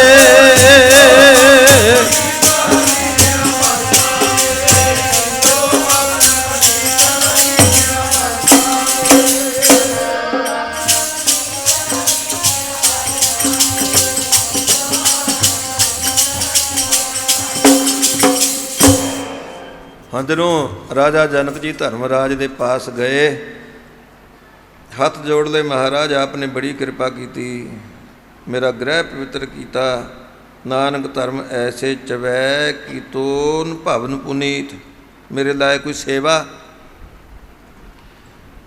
ਰਾਜਾ ਜਨਕ ਜੀ ਕਹਿਣ ਲੱਗੇ ਵੀ ਸੇਵਾ ਇਹੋ ਹੀ ਹੈ ਜਿਹੜਿਆ ਨਾਰਕੀ ਜੀਵ ਨੂੰ ਵਿਰਲਾਪ ਕਰ ਰਹੇ ਨੇ ਨਾ, ਕੋਈ ਛੁਟਕਾਰਾ ਕਰਦੇ, ਛੱਡ ਦੇ ਇਹਨਾਂ ਨੂੰ, ਇਹਨਾਂ ਦੀ ਬੰਦ ਖਲਾਸੀ ਕਰਦੇ। ਮਹਾਰਾਜ ਮੇਰੀ ਸਮਰੱਥਾ ਤੋਂ ਬਾਹਰ ਹੈ, ਮੈਂ ਇਹਨਾਂ ਦੀ ਬੰਦ ਖਲਾਸੀ ਕਿਵੇਂ ਕਰ ਸਕਦਾ, ਮੈਨੂੰ ਤੇ ਪਰਮਾਤਮਾ ਨੇ ਨਿਆਂ ਦੀ ਕੁਰਸੀ ਤੇ ਬਿਠਾਇਆ ਹੈ। ਇਹ ਤੇ ਤੁਹਾਡੇ ਹੱਥ ਵਿੱਚ ਹੈ, ਤੁਸੀਂ ਕਿਰਪਾ ਕਰ ਸਕਦੇ ਹੋ। ਰਾਜਾ ਜਨਕ ਜੀ ਕਹਿਣਗੇ ਵੀ ਦੱਸ ਚਾਹੁੰਦਾ ਕੀ ਹੈ। ਮਹਾਰਾਜ ਇਹਨਾਂ ਨੇ ਕੀਤੇ ਨੇ ਪਾਪ, ਇਹ ਪਾਪਾਂ ਦਾ ਫਲ ਭੋਗ ਰਹੇ ਨੇ, ਪਾਪਾਂ ਦੇ ਬਦਲੇ ਇੱਥੇ ਪੁੰਨ ਛੱਡ ਦਿਓ, ਜਦੋਂ ਹਿਸਾਬ ਕਿਤਾਬ ਬਰੋਬਰ ਹੋ ਜਾਏਗਾ ਇਹਨਾਂ ਦਾ ਛੁਟਕਾਰਾ ਹੋ ਜਾਏਗਾ। ਉਹ ਸਾਧ ਸੰਗਤ ਕਿਸੇ ਗੱਲ ਦਾ ਆਪਾਂ ਨਿਰਣਾ ਕਰਨਾ ਹੋਵੇ ਨਾ, ਜਾਂ ਕੋਈ ਗੱਲ ਸਮਝਾਉਣੀ ਹੋਵੇ, ਕਈ ਵਾਰ ਉਹੋ ਜਿਹੀ ਭਾਸ਼ਾ ਵਰਤਣੀ ਪੈਂਦੀ ਹੈ ਜਿਹੜੀ ਆਪਾਂ ਜਾਣਦੇ ਹੋਈਏ, ਸਮਝਦੇ ਹੋਈਏ, ਜਾਂ ਉਹੋ ਜਿਹਾ ਦ੍ਰਿਸ਼ਟਾਂਤ ਦੇਣਾ ਪੈਂਦਾ ਹੈ ਜਿਹੜਾ ਆਪਣੀ ਸਮਝ ਗੋਚਰੇ ਆ ਸਕੇ। ਹੁਣ ਆਪਾਂ ਇਸ ਗੱਲ ਨੂੰ ਐਕਸਪਲੇਨ ਕਰਨਾ ਹੈ, ਇਹਨੂੰ ਦੂਜੇ ਪਾਸੇ ਨਹੀਂ ਲੈਣਾ ਵੀ ਇਹ ਕਿਵੇਂ ਹੋ ਸਕਦੇ ਨੇ, ਇਹ ਤਾਂ ਐਵੇਂ ਕਪੋਲ ਕਲਪਨਾ ਦੀਆਂ ਗੱਲਾਂ ਨੇ। ਰਾਜਾ ਜਨਕ ਜੀ ਕਹਿਣ ਲੱਗੇ ਵੀ ਧਰਮਰਾਜ ਫਿਰ ਇਉਂ ਕਰ, ਇੱਕ ਤੱਕੜੀ ਲਾਇਆ, ਇੱਕ ਪਾਲੜੇ ਵਿੱਚ ਪਾ ਦੇ, ਇਹਦਾ ਸਾਰੇ ਨਾਰਕੀ ਜੀਵਾਂ ਦੇ ਪਾਪ, ਵੀ ਦੂਸਰੇ ਪਲੜੇ ਵਿੱਚ ਬੈਠ ਕੇ ਅਸੀਂ ਪੁੰਨ ਕੀ ਕਰਾਂਗੇ, ਪਰਮੇਸ਼ਰ ਦੇ ਨਾਮ ਦਾ ਸਿਮਰਨ। ਵੀ ਜਦੋਂ ਤੇਰਾ ਹਿਸਾਬ ਕਿਤਾਬ ਬਰੋਬਰ ਹੋ ਗਿਆ ਦੱਸ ਦੇਈਂ। ਉਹ ਸਾਧ ਸੰਗਤ ਇੱਕ ਪਾਲੜੇ 'ਚ ਸਾਰੇ ਨਾਰਕੀ ਜੀਵਾਂ ਦੇ ਪਾਪ, ਔਰ ਦੂਸਰੇ ਪਾਲੜੇ ਵਿੱਚ ਬੈਠ ਕੇ ਰਾਜਾ ਜਨਕ ਜੀ ਨੇ ਸ਼ੁਰੂ ਕੀਤਾ ਪਰਮੇਸ਼ਰ ਦੇ ਨਾਮ ਦਾ ਸਿਮਰਨ। ਬਸ ਇੱਕ ਘੜੀ ਕਹਿੰਦੇ ਪਰਮੇਸ਼ਰ ਦੇ ਨਾਮ ਦਾ ਸਿਮਰਨ ਕੀਤਾ। ਪਾਪ ਸੰਗ ਪਾਪ ਨਾ ਪੁੱਜਨੀ, ਗੁਰਮੁਖ ਨਾਉ ਅਤੁਲ ਨਾ ਤੁਲਾਸੀ। ਨਰਕੋਂ ਛੁੱਟੇ ਜੀ ਜੰਤ, ਕੱਟੀ ਗਲਹੋਂ ਸਿਲਕ ਜਮ ਫਾਸੀ। ਦੇਖੋ ਸਿਮਰਨ ਦੀ ਬਰਕਤ। ਘੋਰ ਦੁਖਿਅੰ ਅਨਕ ਹਤਿਅੰ, ਜਨਮ ਦਾਰਿਦ੍ਰੰ ਮਹਾ ਵਿਖਿਆਦੰ, ਮਿਟੰਤ ਸਗਲ ਸਿਮਰੰਤ ਹਰ ਨਾਮ ਨਾਨਕ, ਜੈਸੇ ਭਾਵਕ ਕਾਸ਼ਟ ਭਸਮੰ ਕਰੋਤ। ਦਗਦ ਕਰ ਦਿੱਤੇ ਨਾ ਨਾਮ ਦੇ ਕਿਣਕੇ ਨੇ, ਕਰੋੜਾਂ ਹੀ ਪਾਪ, ਕਰੋੜਾਂ ਹੀ ਨਾਰਕੀ ਜੀਵਨ ਦਾ ਛੁਟਕਾਰਾ ਕਰ ਦਿੱਤਾ। ਕੋਟ ਕੋਟ ਅਗ ਕਾਟਣ ਹਾਰਾ। ਉਹ ਪਰਮੇਸ਼ਰ ਦੇ ਪਿਆਰੇ ਜਿਹੋ ਜਿਹੇ ਮਹਾਂਪੁਰਖਾਂ ਦੀ ਯਾਦ ਵਿੱਚ ਆਪਾਂ ਬੈਠੇ ਹਾਂ, ਉਹ ਨਾਮ ਦੇ ਆਸਰੇ ਜੀਵਾਂ ਦਾ ਨਿੰਦਨੀਆਂ ਕਰਮਾਂ ਤੋਂ ਛੁਟਕਾਰਾ ਕਰਾਉਂਦੇ ਨੇ। ਨਾਮ ਦੇ ਆਸਰੇ ਜੀਵਾਂ ਨੂੰ ਅਕਾਲ ਪੁਰਖ ਵਾਹਿਗੁਰੂ ਦੇ ਚਰਨਾਂ ਦੇ ਨਾਲ ਜੋੜਦੇ ਨੇ। ਉਹਨਾਂ ਦੇ ਜੰਮਣ ਮਰਨ ਦੇ ਸਭ ਤੋਂ ਵੱਡਾ ਦੁੱਖ, ਕੋਟ ਪਰਾਧੀ ਸੰਤ ਸੰਗ ਉਧਰੈ, ਜਮਤਾ ਕੈ ਨੇੜ ਨਾ ਆਵੈ, ਜਨਮ ਜਨਮ ਕਾ ਵਿਛੜਿਆ ਹੋਵੈ, ਤਿਨ ਹਰਿ ਸਿਉ ਆਨ ਮਿਲਾਵੈ, ਮਾਇਆ ਮੋਹ ਭਰਮ ਭੈ ਕਾਟੇ, ਸੰਤ ਸ਼ਰਨ ਜੋ ਆਵੈ, ਜਿਹਾ ਮਨੋਰਥ ਕਰ ਆਰਾਧੇ, ਸੋ ਸੰਤਨ ਤੇ ਪਾਵੈ। ਦੁੱਖ ਦੂਰ ਕਰਨ ਜੀ ਕੇ ਦਾਤਾਰਾ। ਉਹ ਜੀ ਦਾਨ ਦੇਣ ਵਾਲੇ ਨੇ, ਜੀ ਕੇ ਦਾਤਾਰਾ, ਜੀ ਦਾਨ ਦੇ ਭਗਤੀ ਲਾਇਨ, ਹਰ ਸਿਉ ਲੈਣ ਮਿਲਾਏ। ਆਓ ਐਸੇ ਮਹਾਂਪੁਰਖਾਂ ਦੀ ਯਾਦ ਵਿੱਚ ਆਪ ਕਾਫੀ ਲੰਮੇ ਸਮੇਂ ਤੋਂ ਜੁੜੇ ਬੈਠੇ ਹੁਣ ਸਮਾਂ ਇਜਾਜ਼ਤ ਨਹੀਂ ਦੇ ਰਿਹਾ। ਸਭ ਗੁਰਮੁਖ ਮਾਈ ਭਾਈ, ਕਿਉਂਕਿ ਕੀਰਤਨ ਇਸੇ ਤਰ੍ਹਾਂ ਮੁਤਬਾਤਰ ਜਾਰੀ ਰਹਿਣਾ। ਮੈਂ ਪਹਿਲਾਂ ਵੀ ਬਾਰ-ਬਾਰ ਬੇਨਤੀ ਇਹ ਕਰਦਾ, ਅੱਗੇ ਤੇ ਭਾਈ ਅਸੀਂ ਬਾਰ-ਬਾਰ ਬੇਨਤੀ ਕਰਦੇ ਹਾਂ ਵੀ ਬੈਠੋ ਗੁਰੂ ਦਰਬਾਰ ਵਿੱਚ ਆ ਕੇ, ਨੇੜੇ ਹੋ ਕੇ ਬੈਠੋ। ਹੁਣ ਬੇਨਤੀ ਕਰਨੀ ਪੈਂਦੀ ਆ ਵੀ ਦੂਰ ਦੂਰ ਬੈਠੋ, 5-6 ਫੁੱਟ ਦੀ ਵਿੱਥ ਬਣਾ ਕੇ ਬੈਠੋ। ਔਰ ਅੱਗੇ ਇਹ ਬੇਨਤੀ ਕਰਨੀ ਪੈਂਦੀ ਹੈ ਵੀ ਪੂਰੀ ਸਮਾਪਤੀ ਹੋਣ ਤੋਂ ਬਾਅਦ ਸਾਰਿਆਂ ਨੇ ਇੱਕੋ ਵੇਲੇ ਜਾਣਾ। ਹੁਣ ਬੇਨਤੀ ਕਰਨੀ ਪੈਂਦੀ ਹੈ ਭਾਈ ਜਦੋਂ ਵੀ ਇੱਥੋਂ ਉੱਠ ਕੇ ਜਾਣਾ ਹੈ, ਐਸਾ ਨਹੀਂ ਵੀ ਸਾਰਿਆਂ ਨੇ ਇਕੱਠੇ ਹੋ ਕੇ ਇੱਕੋ ਦਰਵਾਜ਼ੇ ਥਾਈਂ ਲੰਘਣਾ ਹੈ। ਵੈਸੇ ਤਾਂ ਦਰਵਾਜ਼ੇ ਚਾਰੇ ਪਾਸੇ ਖੁੱਲ੍ਹੇ ਹੀ ਨੇ। ਭਾਈ ਆਪਣੀ ਸੁਵਿਧਾ ਅਨੁਸਾਰ ਜਦੋਂ ਕਿਸੇ ਦੀ ਇੱਛਾ ਹੋਵੇ ਉੱਠ ਕੇ ਵਾਪਸ ਜਾ ਸਕਦਾ ਹੈ, ਇੱਛਾ ਹੋਵੇ ਹਾਲ ਦੇ ਵਿੱਚ ਬੈਠ ਕੇ ਸੁਣ ਸਕਦਾ ਹੈ, ਜਾਂ ਜਿੱਥੇ ਸਹੂਲਤ ਆਵਾਜ਼ ਦੂਰ ਦੂਰ ਤੱਕ ਜਾਂਦੀ ਆ ਉੱਥੇ ਬੈਠ ਕੇ ਸੁਣ ਸਕਦੇ ਹੋ। ਕੀਰਤਨ ਦਾ ਵੀ ਆਨੰਦ ਮਾਣੋ। ਪਰ ਜਿਹੜੀ ਸੋਸ਼ਲ ਡਿਸਟੈਂਸਿੰਗ ਹੈ ਇਹਦਾ ਵੀ ਧਿਆਨ ਰੱਖੋ। ਥਾਂ ਥਾਂ 'ਤੇ ਹੱਥ ਸੈਨੀਟਾਈਜ਼ ਕਰਨ ਵਾਸਤੇ ਸੈਨੀਟਾਈਜ਼ਰ ਲਾਏ ਨੇ। ਜਦੋਂ ਆਪਾਂ ਗੁਰਦੁਆਰਾ ਸਾਹਿਬ ਪ੍ਰਵੇਸ਼ ਹੁੰਦੇ ਹਾਂ ਉੱਥੇ ਵੀ ਡਿਸਇਨਫੈਕਸ਼ਨ ਵਾਸਤੇ ਉਹਦੇ ਫੌਗਰ ਚੱਲ ਰਹੇ ਨੇ। ਥਾਂ ਥਾਂ 'ਤੇ ਹੱਥ ਧੋਣ ਵਾਸਤੇ ਪੈਰਾਂ ਦੇ ਨਾਲ ਚੱਲਣ ਵਾਲੀਆਂ ਪਾਣੀ ਦੀਆਂ ਟੂਟੀਆਂ, ਉਹ ਸਾਰਿਆਂ ਵਾਸਤੇ ਭਾਈ ਇੰਤਜ਼ਾਮ ਕੀਤਾ ਹੈ। ਵੈਸੇ ਤਾਂ ਬੇਨਤੀ ਬਾਰ-ਬਾਰ ਰੋਜ਼ਾਨਾ ਕਿੰਨੇ ਦਿਨਾਂ ਤੋਂ ਆਪਾਂ ਕਰ ਰਹੇ ਹਾਂ ਵੀ ਘਰਾਂ ਵਿੱਚ ਬੈਠ ਕੇ ਹੀ ਗੁਰਬਾਣੀ ਦਾ ਕੀਰਤਨ ਤੁਸੀਂ ਲਾਈਵ ਦੇਖ ਸਕਦੇ ਹੋ। ਰਾੜਾ ਸਾਹਿਬ ਦਾ ਜਿਹੜਾ YouTube ਦਾ ਚੈਨਲ ਹੈ, ਪਰ ਫਿਰ ਵੀ ਠੀਕ ਹੈ ਸੰਗਤ ਦੀ ਹਾਜ਼ਰੀ ਪਿਛਲੇ ਸਾਲਾਂ ਨਾਲੋਂ ਬਹੁਤ ਘੱਟ ਤੇ ਹੈ। ਪਰ ਬੇਨਤੀ ਕਰਨ ਦੇ ਬਾਵਜੂਦ ਵੀ ਜਿਹੜੀ ਸੰਗਤ ਭਾਈ ਪਿਆਰ ਵਸ ਹੋ ਕੇ ਹੁਣ ਆਈ ਹੈ, ਹੁਣ ਆਪ ਸਭਨਾਂ ਨੇ ਇਹ ਸਾਵਧਾਨੀਆਂ ਜ਼ਰੂਰ ਵਰਤਣੀਆਂ ਨੇ। ਆਪਣੀ ਸੇਫਟੀ, ਆਪਣੀ ਸੁਰੱਖਿਅਤਾ, ਆਪਣੀ ਸਿਹਤ ਦਾ ਵੀ ਧਿਆਨ ਰੱਖਣਾ ਹੈ ਔਰ ਭਾਈ ਦੂਸਰਿਆਂ ਦੀ ਵੀ ਸੁਵਿਧਾ ਦਾ ਧਿਆਨ ਰੱਖਣਾ ਹੈ। ਸੋ ਆਓ ਅਗਲਾ ਪ੍ਰੋਗਰਾਮ ਆਪ ਪ੍ਰੇਮ ਦੇ ਨਾਲ ਸਰਵਣ ਕਰੋ। ਇਤਨੀ ਹਾਜ਼ਰੀ ਪ੍ਰਵਾਨ, ਭੁੱਲਾਂ ਚੁੱਕਾਂ ਦੀ ਖਿਮਾ। ਵਾਹਿਗੁਰੂ ਜੀ ਕਾ ਖਾਲਸਾ, ਵਾਹਿਗੁਰੂ ਜੀ ਕੀ ਫਤਿਹ।